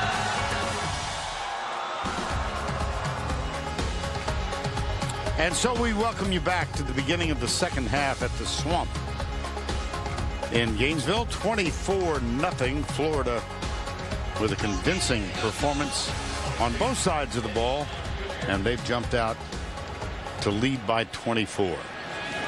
Recall that Jordan Sherritt was assessed with a dead ball foul, so 15 yards marked off, and that means that Florida will kick off from the 20. Benny Snell, number 26, is the deep man. Pinheiro, this one will be returned from the 8. Benny Snell. And he didn't get very far. So Kentucky trying to avoid a 30th consecutive loss in succession, trails by 24. I'm not sure where to go with this. Got any ideas? I was going to throw it to you. I do. Yeah. Thank you. Here's the only thing I can say. Yeah, first of all, how would you like to be a Kentucky Booster fan right now? It's got to be depressing. I mean, Mark Stoops can coach. We know that. Sure. He was at Florida State, Miami. He's put 4 straight good recruiting classes together. He believes this is his best team, and they're behind by 24 points in the first half. The only thing you can say is, guys, we were ahead by 25 last week, and we lost. And, by the way, there's nothing, and no one's going to feel sorry for us. Yeah. Get out there and play. Do it one play at a time, and let's look at each other and our teammates and see on tape to make sure that you're playing as hard this half as you did at the start of the game. Loss on the first down play. Here's Barker back. 2 for 8 in the first half, so he'll run this one. And he takes a hard hit. Let's check in with Allie LaForce. Hey, Vern and Gary, I talked to Coach McElwain at the half, and I asked him how they were able to be so efficient on third downs, and he gave credit to Luke. He said, I got to give credit to our quarterback for really understanding this offense. He liked the things that they were doing fundamentally well also, especially their route running. He liked, too, when they got the interception, they didn't quit. The defense got a huge stop, and the offense continued to play well. All right, Allie, third down here, 3rd and 10. Barker drills it down the middle, overthrown and intercepted. Picked off by the Florida Gators. This is Marcus May, number 20. Well, again, once the quarterback moves, the linebacker, Jared Davis, attacks him. He gets in Barker's face and forces a high throw. Had him for an easy first down, but not a good throw. And Drew Barker is having a nightmare. Remember, Bernie told us, I think we read, he didn't tell us, we read the fact that he was at our game we did in 2007 when a Kentucky team beat LSU in that game. He decided ever since then he wanted to come to Kentucky. It's not a pretty one today for him. Not at all. I'm not sure what Marcus May was putting on that chalkboard as a grease board. You put your number on the board. Remember Jeff Collins from Mississippi State? You put your number on the board when you get a turnover for Jeff Collins. Look at it. He puts his number on the depth of your research. Or he might put his name, but... Yeah, okay. It is. It's his turnover. Remember, Alabama has the belt. They have the grease board. Gotcha. Jeff Collins, now the defensive coordinator, was at Mississippi State. 24-0. Barker 2 for 9 with 3 being intercepted. Del Rio, Brandon Powell, out of bounds, first down. Take us through the game trends. Well, this is getting embarrassing. You can close your eyes right now and grab game trends. Drew Barker couldn't do it. Nobody could do it for Kentucky. Luke Del Rio, as Ali mentioned, coach very happy with the way he managed the offense. And we talked about the star of the team. When you have one of those guys, a Julio Jones, a Calvin Ridley, you build the offense as he being the pressure point and makes everyone else better on the field. First down 10 after Powell catch. Got him, touchdown. Yes. Pick a guy. Oh, my goodness. Freddie Swain, number 16, a true freshman from Ocala. 50 miles away. That's a 26-yard touchdown. Vern, I watched them practice this play on Thursday, and the way the play is designed is you flake the quick screen, Swain goes deep, and you assume the defense will cover the first guy, and it was designed to go to Goldsby. Right there, Goldsby's going, oh, I got a touchdown. Oh, I got a touchdown. Wait, what? They didn't cover either one of us? No.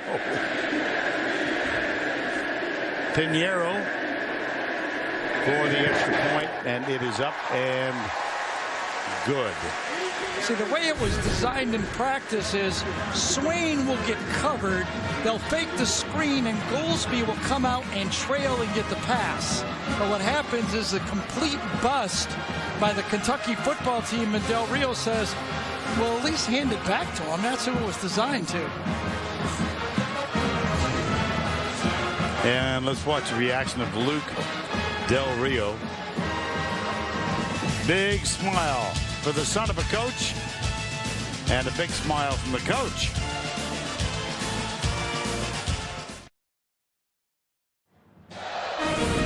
Your weekend starts here Thursday. The Jets have a run-in with the Bills and their old pal Rex Ryan. Thursday Night Football on CBS and NFL Network. 31-0 here, 12:25 to go. That was the opening drive of the third quarter.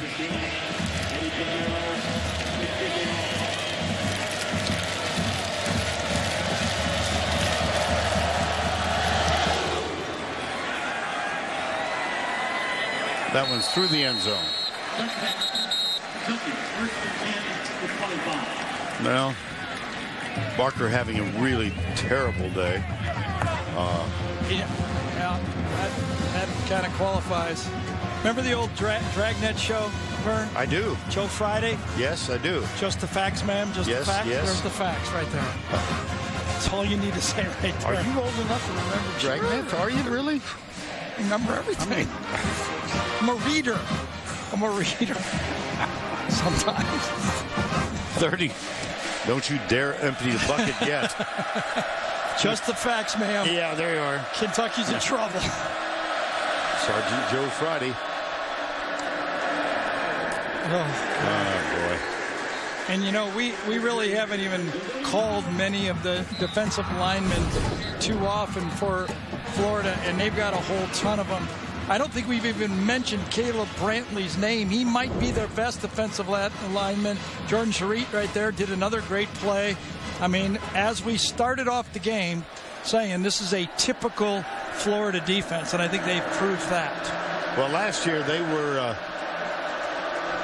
their success anchored by the defense. It was one of the best in the SEC, one of the best in the country. Here's Barker. Shakes that tackle, can't get the second.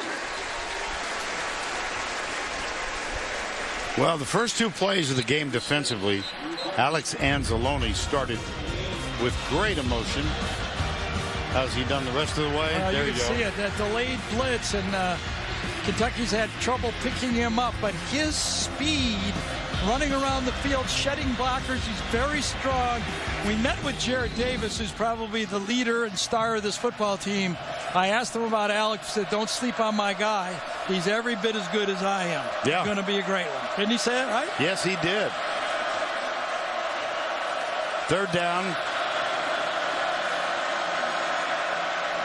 Four-man rush by the Gators. They shovel pass underneath. JoJo Kemp, the recipient. And for more on Anzalone, let's go to Allie LaForce. Vern, Anzalone told me he never thought he could play at a big program like Florida. So when he was first getting offers, he committed too quick to Ohio State. He felt rushed into it. Then decommitted. Then committed to Notre Dame. Decommitted and finally landed in Florida. And he joked when he started dating his girlfriend. He said, you know, I have commitment issues. You should really watch out. Oh, no. Well, they've been together now 3 years. It's Lindsey Cooper's sister of former Gator Riley Cooper, and they're going strong. That's great. There's the punt from McInnes. And it'll bounce off the heel of a Kentucky player. 39-yard punt. Nothing on the return. Alex Anzalone. 31-zip.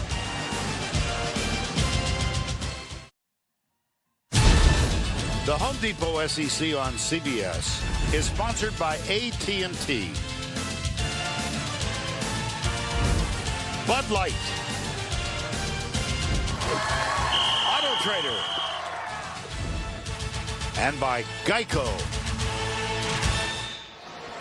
Our aerial coverage today provided by Goodyear. For 60 years, Goodyear has provided aerial coverage of college football's greatest traditions and biggest rivalries.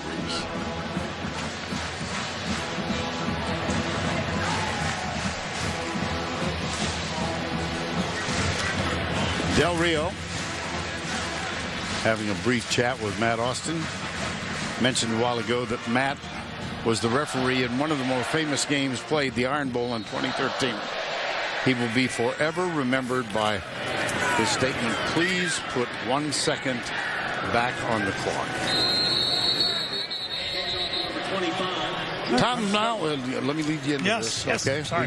No, don't jump the gun.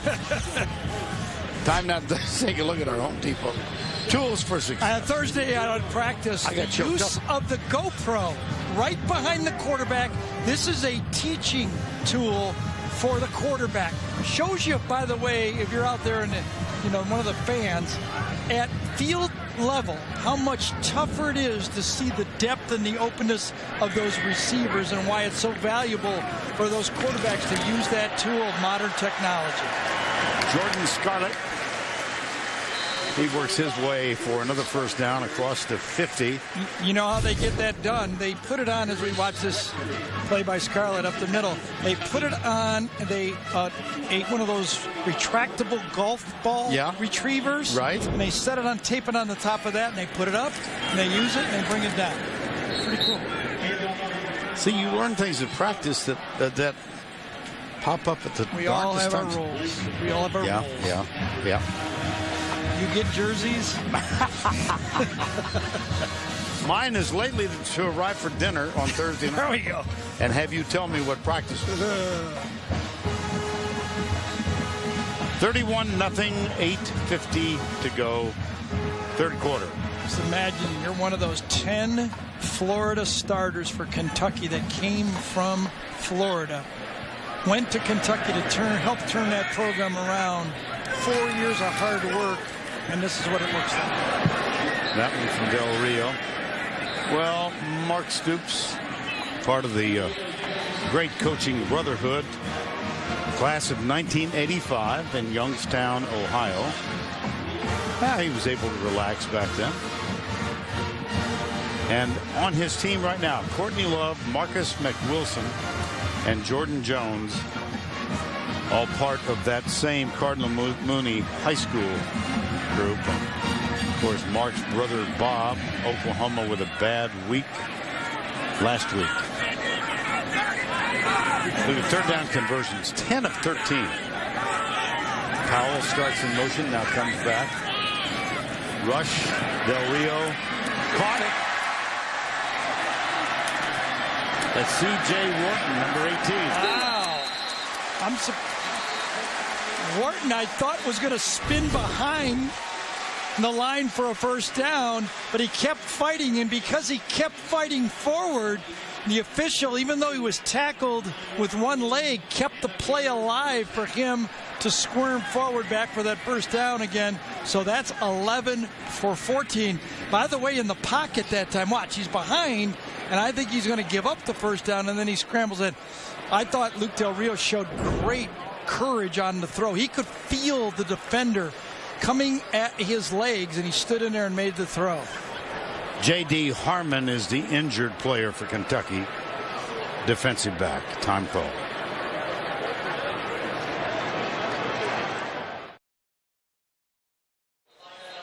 College football tonight at 10:30 Eastern on CBS Sports Network. Interconference class San Diego State will be at home against the Cal Golden Bears, only on the 24-hour home of CBS Sports. Well, Harmon, the injured player, over on the bench.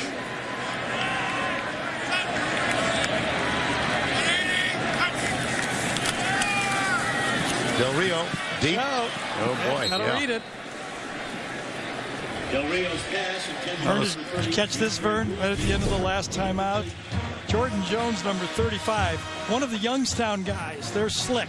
They kind of lean in Right there on the, he's leaning in. Steps one more time. He's like, can I lean in? Let me hear what he says. What's this going to be? What's this going to be? Yeah, one more step. Encroachment. Yep. I tell you what, he kept playing the whole. He has been playing the whole game now. I'll give him all the credit in the world. I can tell you right now, Vern, in these type of games, he just makes the tackle on that one. If you're going to get injured, like J.D. Harmon, there better be a bone sticking out, because right now all the players on the team are looking for what kind of rats are deserting the ship right now. And let's go down to Allie for a quick injury report. Vernon Gary Harmon injured his right elbow. They just now taped it up, so he won't be going back anytime soon. Also, I've been watching Steven Johnson warm up on the sideline. He's been throwing some balls, and also he's been on headset talking to the coordinator. So look out for him next offensive possession. Okay, we will. Good eye. Brandon Powell starts in motion. Here's Del Rio again. Diving try for the interception. Jordan Jones again. See, he leaned in and he said, I know where this pass is going. Yeah, another one of those misreads. I think his eyes didn't stay with the coverage. Watch Brandon Powell again come wide. Middle linebacker that time just read it all the way. You got to feel those defenders reading your eyes and go behind them. And guess who? Here's the freshman, Eddie Pinheiro. One more guy. Okay.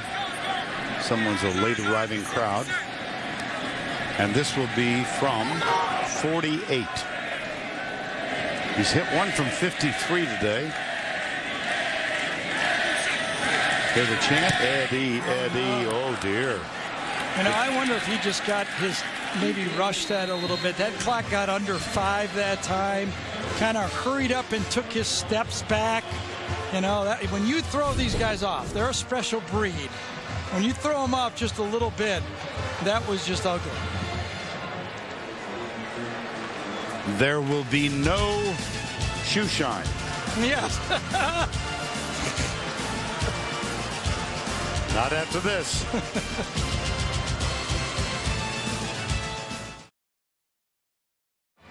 It's been a while today since we've heard from the Duck, so time to bring him on stage for the Aflac Trivia Question of the Week. Who was the Florida Athletic Director prior to Jeremy Foley? As we have noted today, Jeremy retiring after 25 years in that position, one of the most successful ADs ever. And this was a tough one. Oh, yeah. We were all surprised by that. Yeah. New quarterback in the game, though. It is Steven Johnson.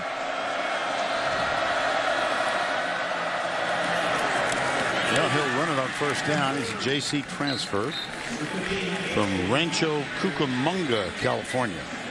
Started his career, though, at Grambling. Actually played as a freshman at Grambling, but in 1 year, and then transferred to Desert College, or whatever they call it. City of Desert, Desert of City, something out there. You're close. Yep. Second down. Well, that didn't work. Oh, he tried to throw it at the end. That is a rule to fumble. You're going to be left out in the desert if you do that again. Holy cow.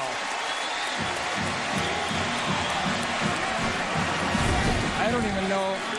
Was it poked loose? Yes, it was. His own lineman poked it loose that time. Steven Johnson. Now, who's going to be a quarterback for? Yeah, Landon Young, number 67. Watch him poke this thing loose. Oh, yeah. Yeah, from his own guy. Taven Bryan recovered it. Turnovers now 4-1. You talk about it. One thing that Mark told us that I really felt, because, you know, when we first got there, we were recruiting, but we were fighting and recruiting and playing from 10 feet underground. And he says, we've fought our way up now to sea level, but it still ain't easy in this league. And boy, is he right about that. Del Rio remains in the backfield, and this is Mark Thompson, who got 4 quick carries in the first quarter.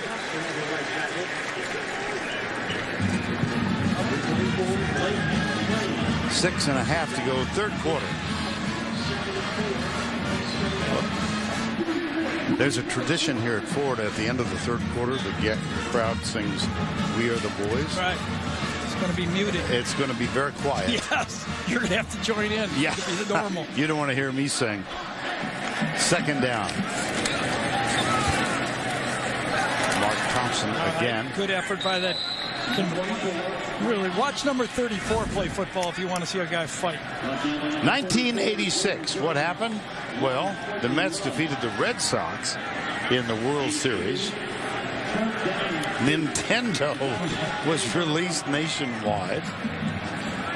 Ferris Bueller decided to take a day off from school. That one? Nicholas, I remember this, won his final major at the Masters, and it was the last time Kentucky beat Florida. That was 10-3. Here's the toss. Mark Thompson. Again. Yeah. Jordan Jones. I tell you, there's nothing better than to watch a guy when you don't think you're going to win a football game playing all out like Jordan Jones. Watch him right here in the middle of your screen. Watch him track it down from behind. Keep running. Keep running. Remember, they're just getting killed in this football game, and he stretches out and makes that play. Had 19 tackles last week in the loss. He is, I would assume, the leading tackler in this game. There's the sneak, Del Rio. You know what we haven't mentioned is that Valor Christian High School is one of the, in the Denver area in the state of Colorado, one of the best. They went undefeated his 1 year there. His teammate, a year older, was this kid named Christian McCaffrey. Yeah. I'm not sure what happened to him, but he certainly hadn't lost any speed. Luke told us yesterday the two of them are in conversation, either text or phone call, at least once a week. And he also was laughing about the fact that they won every game by 40 until they got into the championship game, and they won it 9-0. Here's the pass underneath. This is Antonio Callaway. Well, this is great eye discipline. I'll give it to the offensive line, though. You can have eye discipline when you have this kind of protection. Luke's eyes go to the left, and he knows Callaway is coming under. He's actually the safety valve on this play. You look to the left, nothing there. That offensive line, look at that pocket. 5 yards of space to step up in. Luke, I love you, man. Don't get comfortable with that 5 yards. Quick snap here. I've seen this many times for them close to the line of scrimmage. An extra tackle in the game, right here to the left side. And they'll come left, and it will be a touchdown. Jordan Scarlett, number 25.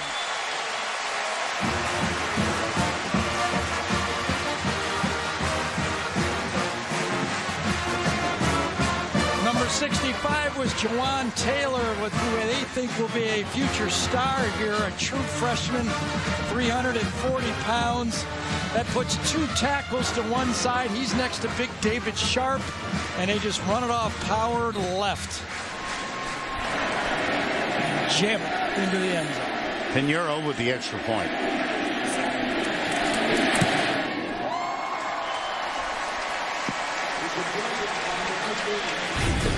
$38-0. Scarlett comes left. Strolls in almost untouched.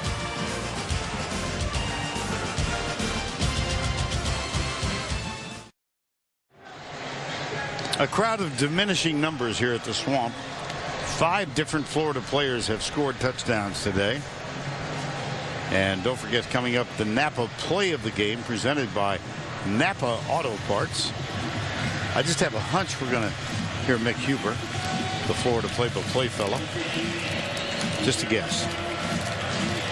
Pinheiro.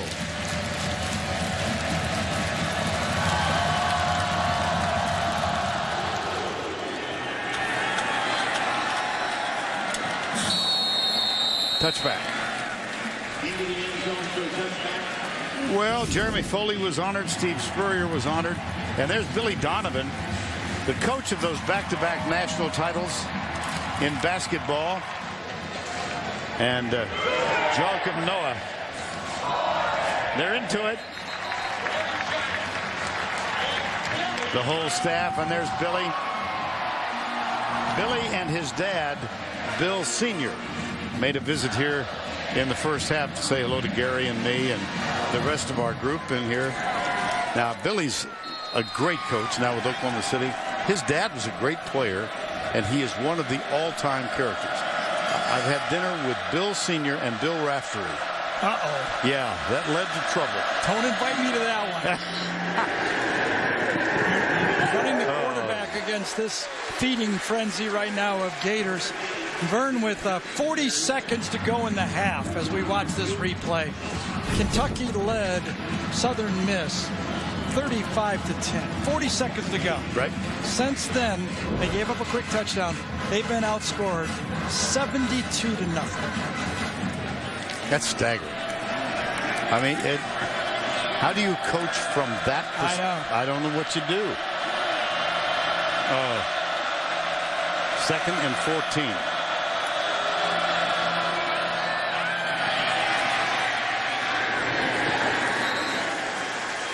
Alex Anzalone.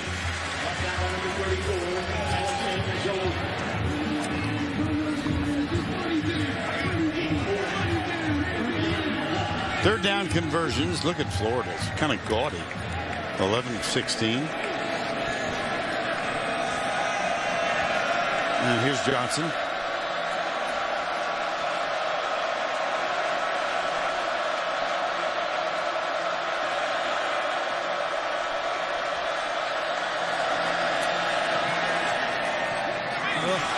Almost. 4th down. Intended for Ross.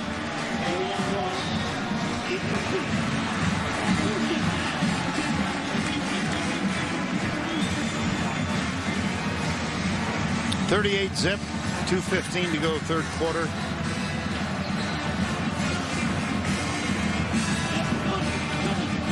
And Grant McInnes on to punt. Antonio Callaway back at the 40-yard line.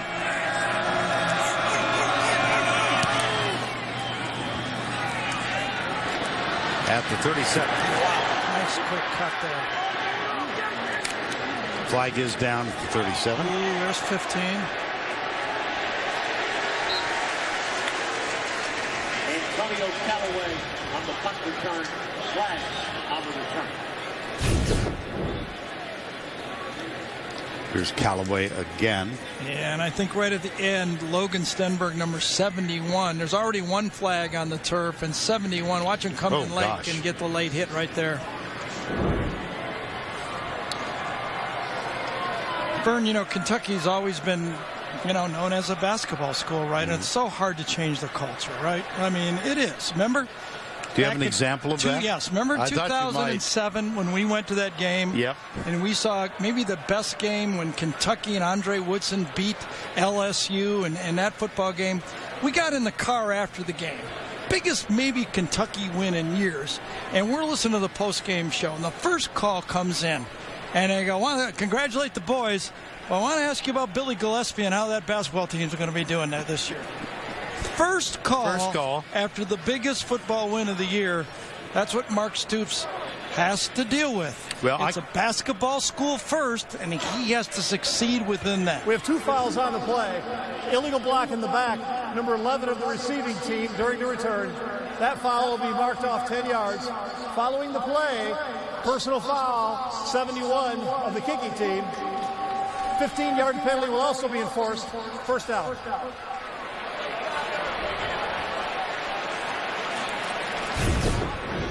Here's the personal foul. See. No, man. Oh, and that's why I always worry about, you know, games out of hand. You have your best football player out there. When somebody can take a cheap shot at him and hurt that player for the rest of the year, Florida has to have 81 to compete and win the championship. So 2 minutes to go, third quarter. Del Rio stays in. First down and 10.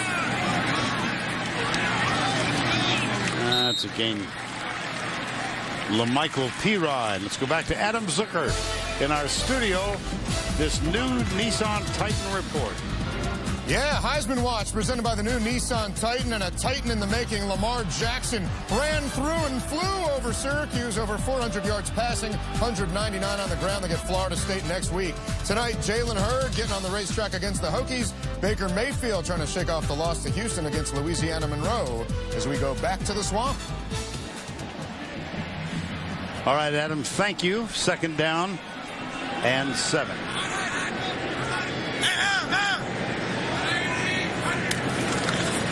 Play action. Del Rio lobs it out. Wide open receiver. Catch is complete. Morrill Stevens, sophomore redshirt. And let's cue the duck and answer the Aflac trivia question. Who was the Florida athletic director before Jeremy Foley? You ultimately got this one right, didn't you? Well, there was a little hint. Yeah. Bill Arnsparger. Check out fan results at cbssports.com/Aflac. You know, big win today also. You know, that front is not a great SEC front, Kentucky. But Florida's offensive line struggled last week, and they've done a nice job here. Del Rio, that one slips through. Just to your point about Kentucky's reputation as a basketball school, I can't top the story you told, but I can almost equal it. Last summer, you know. got 30 more minutes, probably. Cue up the 2 bits, guys, right. Would you? You know, Nancy and I live in Steamboat Springs. We're very involved in our music festival. And a lady who graduated from Kentucky came up. She said, how do you think the Wildcats are going to do this year? And I said, well, we actually have them the 2nd week of the season. Right. And she said, in what? Right. Against North Carolina or Florida? Yeah. Michael Pirine. Well, that's the battle. I mean, changing the culture. It's going to take, you know, you got to win a couple key games. It's going to be everything Mark Stoops has to keep. You know, there's Drew Barker. He's probably going to be the quarterback because the fans are either sending out tweets or reading tweets right now. That is the end of 3 with a score of Florida 38, Kentucky nothing. We'll return to Gainesville right after this message and a word from your local station.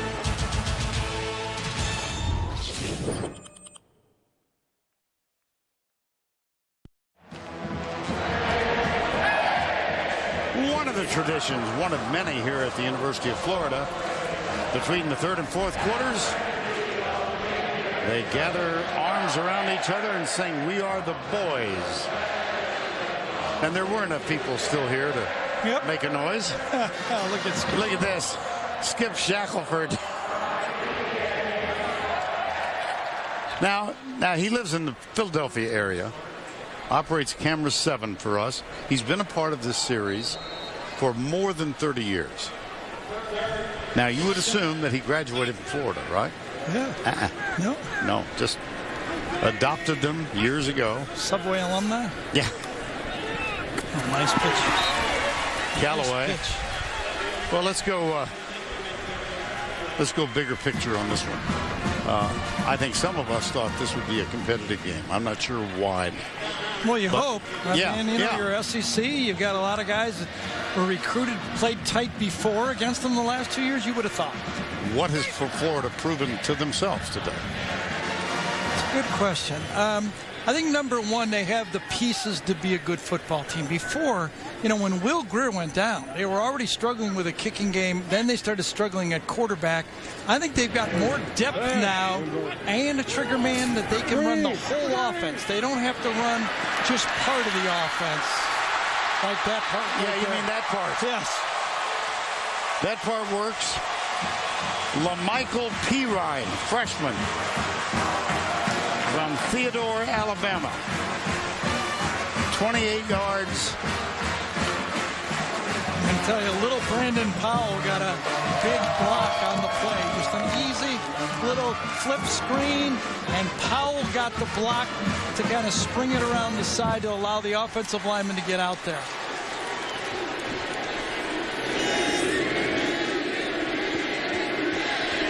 See the holder, Johnny Townsend? This is the most action he's had today. He's the punter. He is the punter. He will be next week, but he has not punted once today. All right, the linemen slip out. Big block by Powell on the left side of the screen.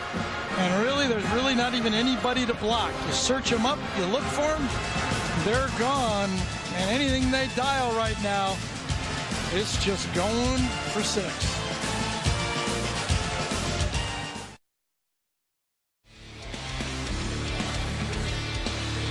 And now it's time for our Geico game recap. Cinch 'em tight. It's been all Gators.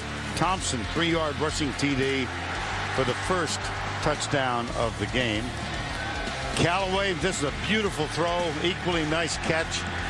78 yards in stride. That made it 14-0 end of the first quarter. Eddie Pinheiro, 54 yards out. That increased the margin to 17. And then Brandon Powell, 5 yards from Luke Del Rio. 31-0 after Freddie Swain caught this 26-yard touchdown catch. Scarlett, 4 yards rushing for a touchdown.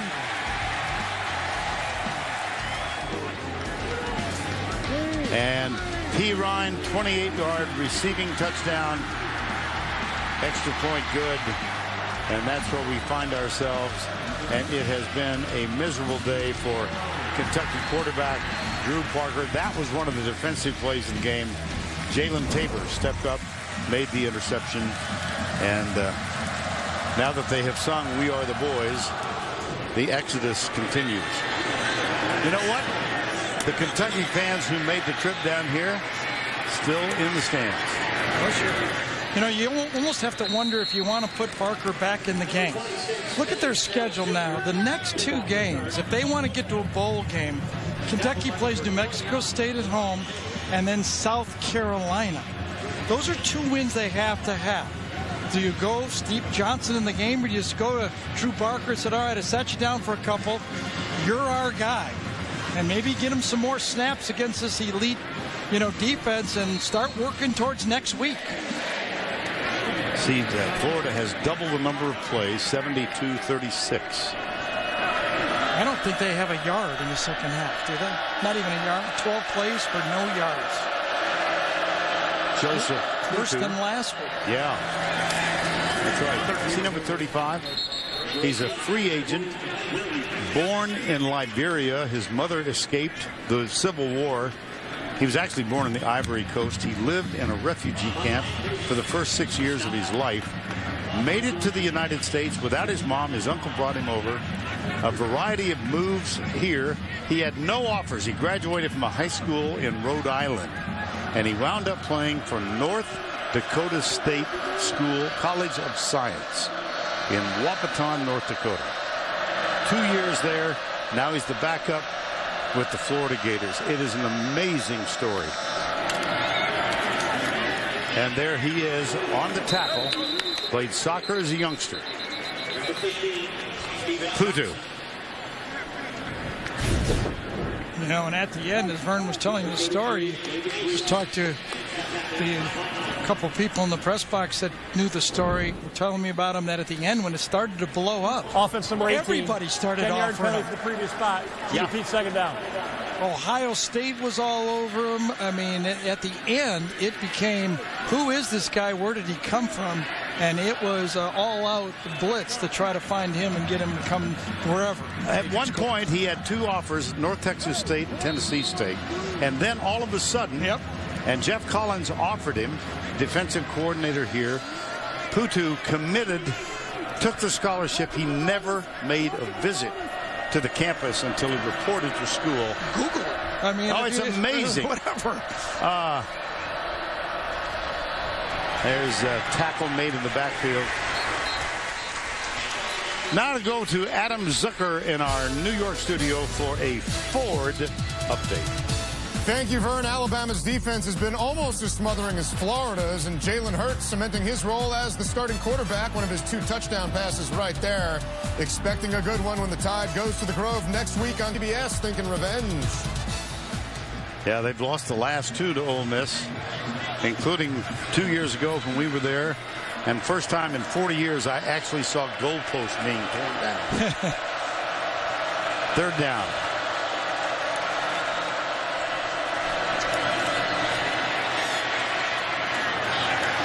Incomplete. 4th down. Well, let's take a look at this week's Associated Press top 10.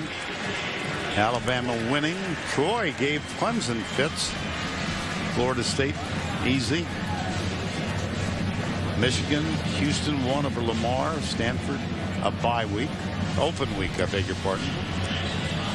Washington, Georgia. How about that one? I know. We're watching that up in the press box. 26-24 at home.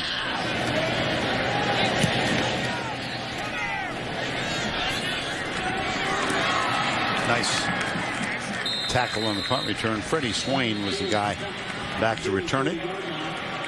39-yard punt, 1 yard on the return. Under 12 to go, 45-0. If you've got any stories for us, phone them in.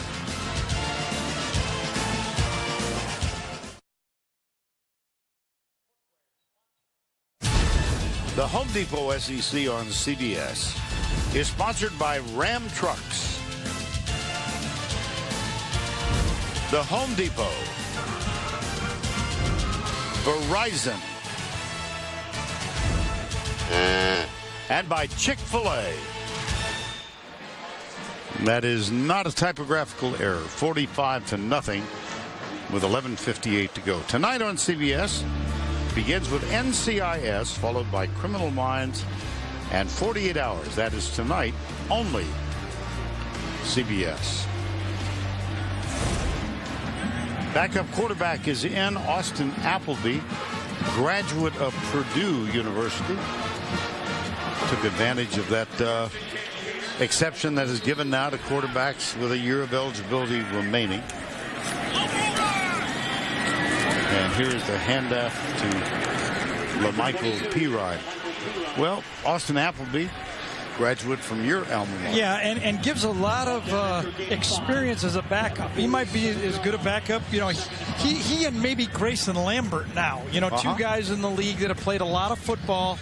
That if something happens to Luke, he could come in and Del Rio. And in fact, Luke talked about that. He and Austin had really helped each other by competing against each other. We knew, you know, it was 50-50 until the last week, and it was kind of good to just kind of go after it and kind of look at the long run and have a guy fight for that job, and now the decision has been made. And there's a tackle, Jordan Jones. Well, you knew I was not going to pass up this opportunity to mention that he is a graduate of Hoover High School in North Canton. Really? Oh, yeah. Yes, North go Canton, for it. Ohio. Yeah. And he played basketball there. And his coach at the time was a volunteer assistant, graduate of Penn State, a guy named Todd Blackledge. And here's what I don't know that many people know this now, but Todd, you know, he's a presence on television. Right. Okay. Worked for a long time with your former partner, Brad Nessler. And he is now the full-time basketball coach at Hoover High. That one's incomplete. Applebee's pass. Well, we're speaking of backup quarterbacks. Let's go back to 1993. Right. You know, the streak had to have some big plays, but this time Danny Warfel as a freshman. A 2-minute drill, actually less than 2 minutes, 1 timeout, and with 2 seconds left in the game, that pass kept the streak alive. We visited with Steve Spurrier about it yesterday. He and Terry Dean were going back and forth, and after Kentucky kicked the field goal, what did Warfel come up to Steve and say? I'm ready. I'm ready. We can win this thing. We can win this thing. He said, I didn't know who I was going to put in, and as soon as Warfel said we can still win this thing, he went with Danny Warfel. And he did win a Heisman. Yeah. He and Steve Spurrier and a guy named Tebow. 45-0. And there's a flag down.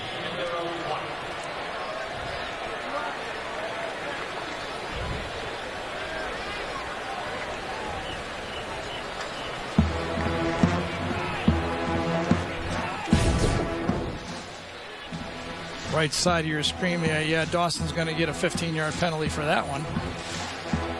Absolutely. Yes. And those, that ain't no big deal when it's 45-0. But Personal those type foul, of habits. Face mask, number 7 of the kicking team. A 15-yard penalty will be added on to the touchback. First down. If I was Jim McElwain, I would go after that right there, because that is the type of habits that will come back and haunt you at the end of the season. 9:25 to go.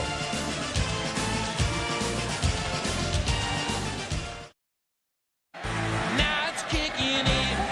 Pure adrenaline. I'm too tired.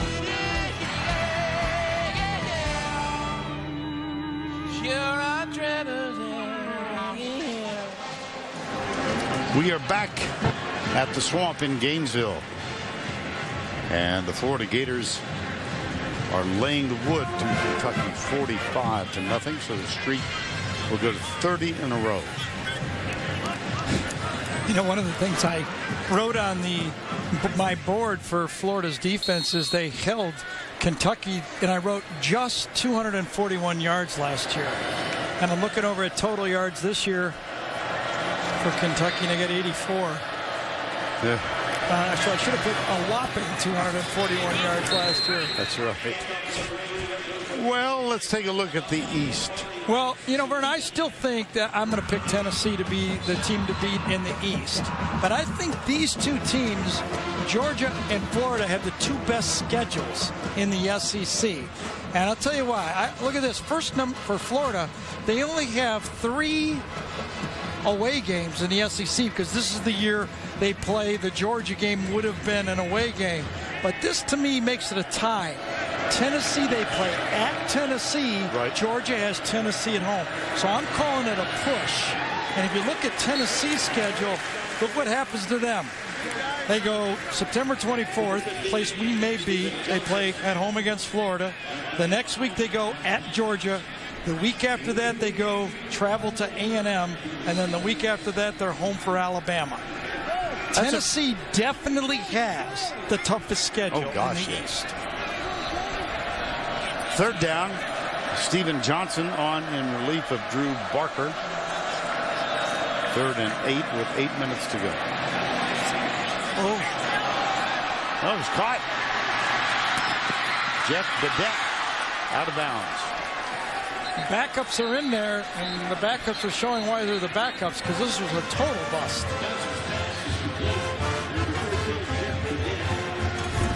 Just a roll out to the left. Can't quite see who comes up on the play, but the whole Florida team is up there. And then the ball goes to the outside. Badette gets it, and Badette's about the fastest guy on the team, and just his left foot steps out with the throw for the tackle on the outside. Chris Williamson is the guy who gets it. And there's another player down. This is Chris Williamson.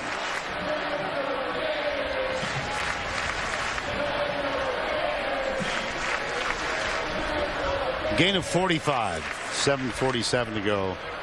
Time call because of the injury.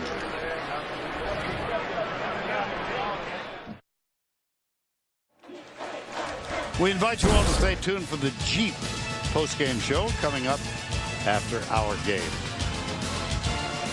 College football is a generational thing.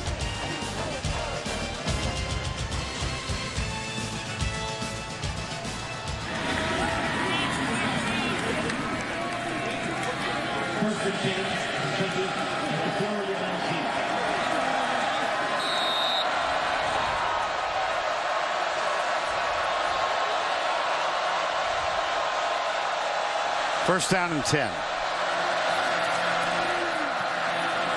Johnson. Joseph Putu. Chance Gardner right here is the guy who busts on this one. Let's call him Chauncey Gardner on this one, because on this one he likes to watch. Remember that movie? I do. Being there, Peter Yeah. Sellers, Chauncey Gardner, because all he was doing was watching on that one. Second down. Go watch the movie. Don't laugh at me. I know, all-time great movies of all time. Okay, and we've got time for you to give us a list.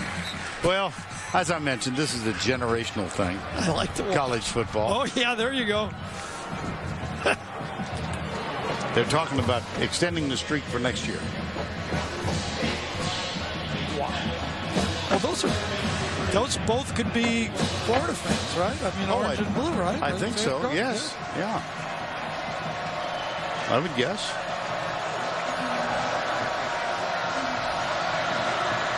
I like to watch. That's the phrase of the movie. I'm just Sometimes repeating the movie. There are no words. Stephen Johnson. Oh.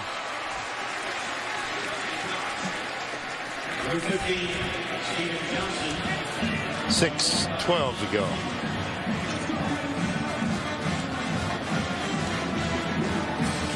Did you watch Sunday and Monday night, both games, the Texas and Notre Dame? I did, yes. I'll tell you, that was something to finish. Well, I mean, I think you and I are both Charlie Strong fans. Sure, yeah. And for him, I was thrilled for Charlie Strong. I mean, my gosh. 45 zip. First and goal. Oh, nice cut that time. JoJo Kemp. Clock still running. It's a way to finish it. JoJo Kemp hits the hole, jumps it to the outside, and gashes it. How important is a shutout if you're playing for? I just think for Kentucky, it's finishing the game. Just having pride and being able to look at each other and say, you know, nobody laid it out on the field right there. And preserving the shutout for Florida? I think they'd like to, but they got their backups in there. Yeah. I don't know if you can do it with your backups, more power to you, but, you know, you'd hate to get a starter hurt right here trying to preserve it. Wildcat, quarterback is out wide. This is JoJo Kemp, and it's going to be third and goal.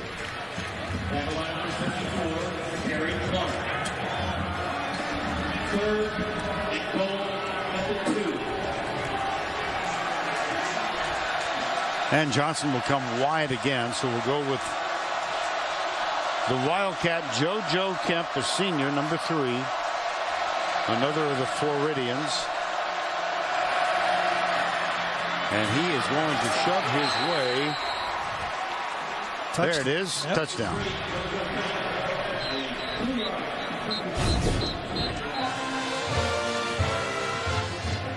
Hit it, pushed it, and it was called that he broke the plane.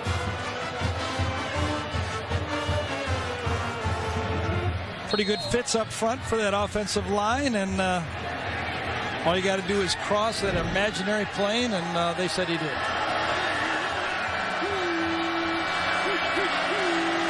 McGinnis up and good. That's a 9-play, 80-yard drive. It took 5:02 off the clock. Yeah, big play was the busted play, and that put him in a position where they were 4-down territory. Jim McElwain not so pleased what JoJo Kemp is. 45-7.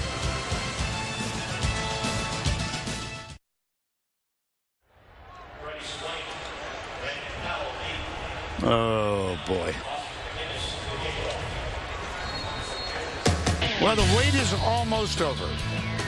Be there when the Big Bang Theory kicks off with a star-studded premiere that will have everyone talking.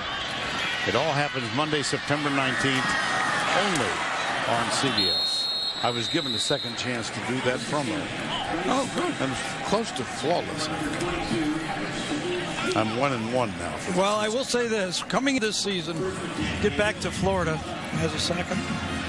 There were a lot of question marks. You know, were they going to be good enough? Or could they make the transition? Luke Del Rio was one. A lot of people thought, including me, you know, how good could this guy be? I mean, he walks out of Alabama, he goes through over here, he comes back. You lose Will Greer. And a nice-looking team, don't they? I mean, I think they're better than they were a year ago on offense, and they can't be that much worse on defense.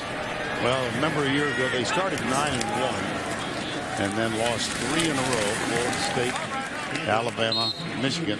They did get a lot of breaks in games, though. Everything that was close, they won last year. Yes. So they might even be a little better team this year and not have quite as good a record.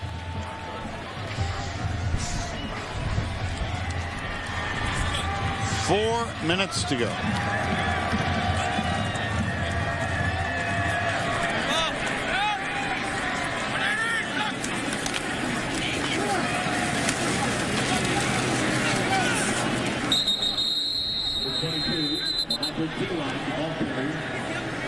Well, they did not review the play that resulted in the touchdown, and we are told to they chose not to overturn it because there was no competitive advantage gained. No competitive impact on the game. All right. So it was called. They just let it stand. They didn't want to slow down the game for what they considered a meaningless touchdown. 3rd and 3. First down. This kid's pretty good, isn't he? Yes, he is. LaMichael Pirine. He's had a fine day. That is his 14th carry, and that one's for 35 yards. Yeah, and he made one big leap right at the end, and that's what you hate for when your defensive backs come up, and that time it was Marcus Walker, number 16, that kind of went for the shoe duster, and he jumped right over him.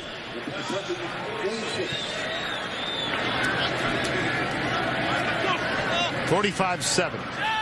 2:35 to go. Pirine again.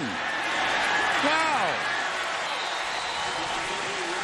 That'll make you a fan favorite. Gain of 17.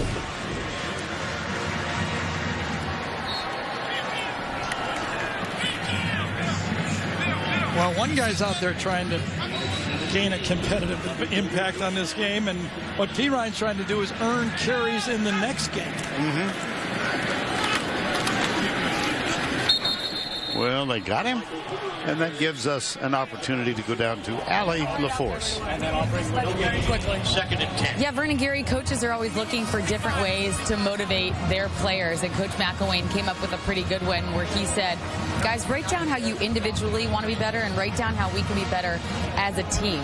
They turned it in with their names on it, but he took the names off and then posted them all over the televisions and all over the locker room anonymously so the team could see what their teammates thought they should do better. I think it worked. And here is Pirine again. He's over 100 yards now in his 2nd game as a player for the Gators. Theodore, Alabama. 17 carries, 105 yards. And 1 catch, 28 yards and a touchdown. 45-7, 1:09 to go. So the streak will be extended to 30 games. And when you combine it together as 30 games and 30 years, it's just mind-boggling, isn't it? 30 years. And they had their chances. They had a couple of them. Yeah. Allie pointed out in the open, there was a couple of times they came very close. Including the last 2 years. And then, as you documented, 1993.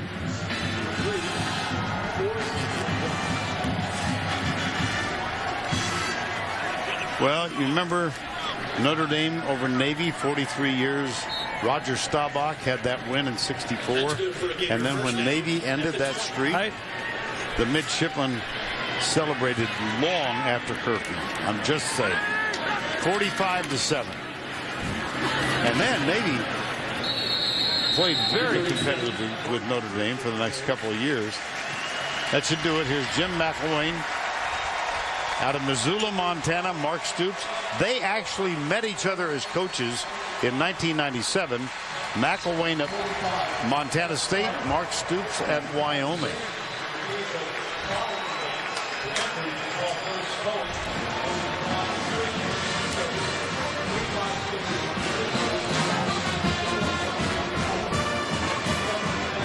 45-7 the final.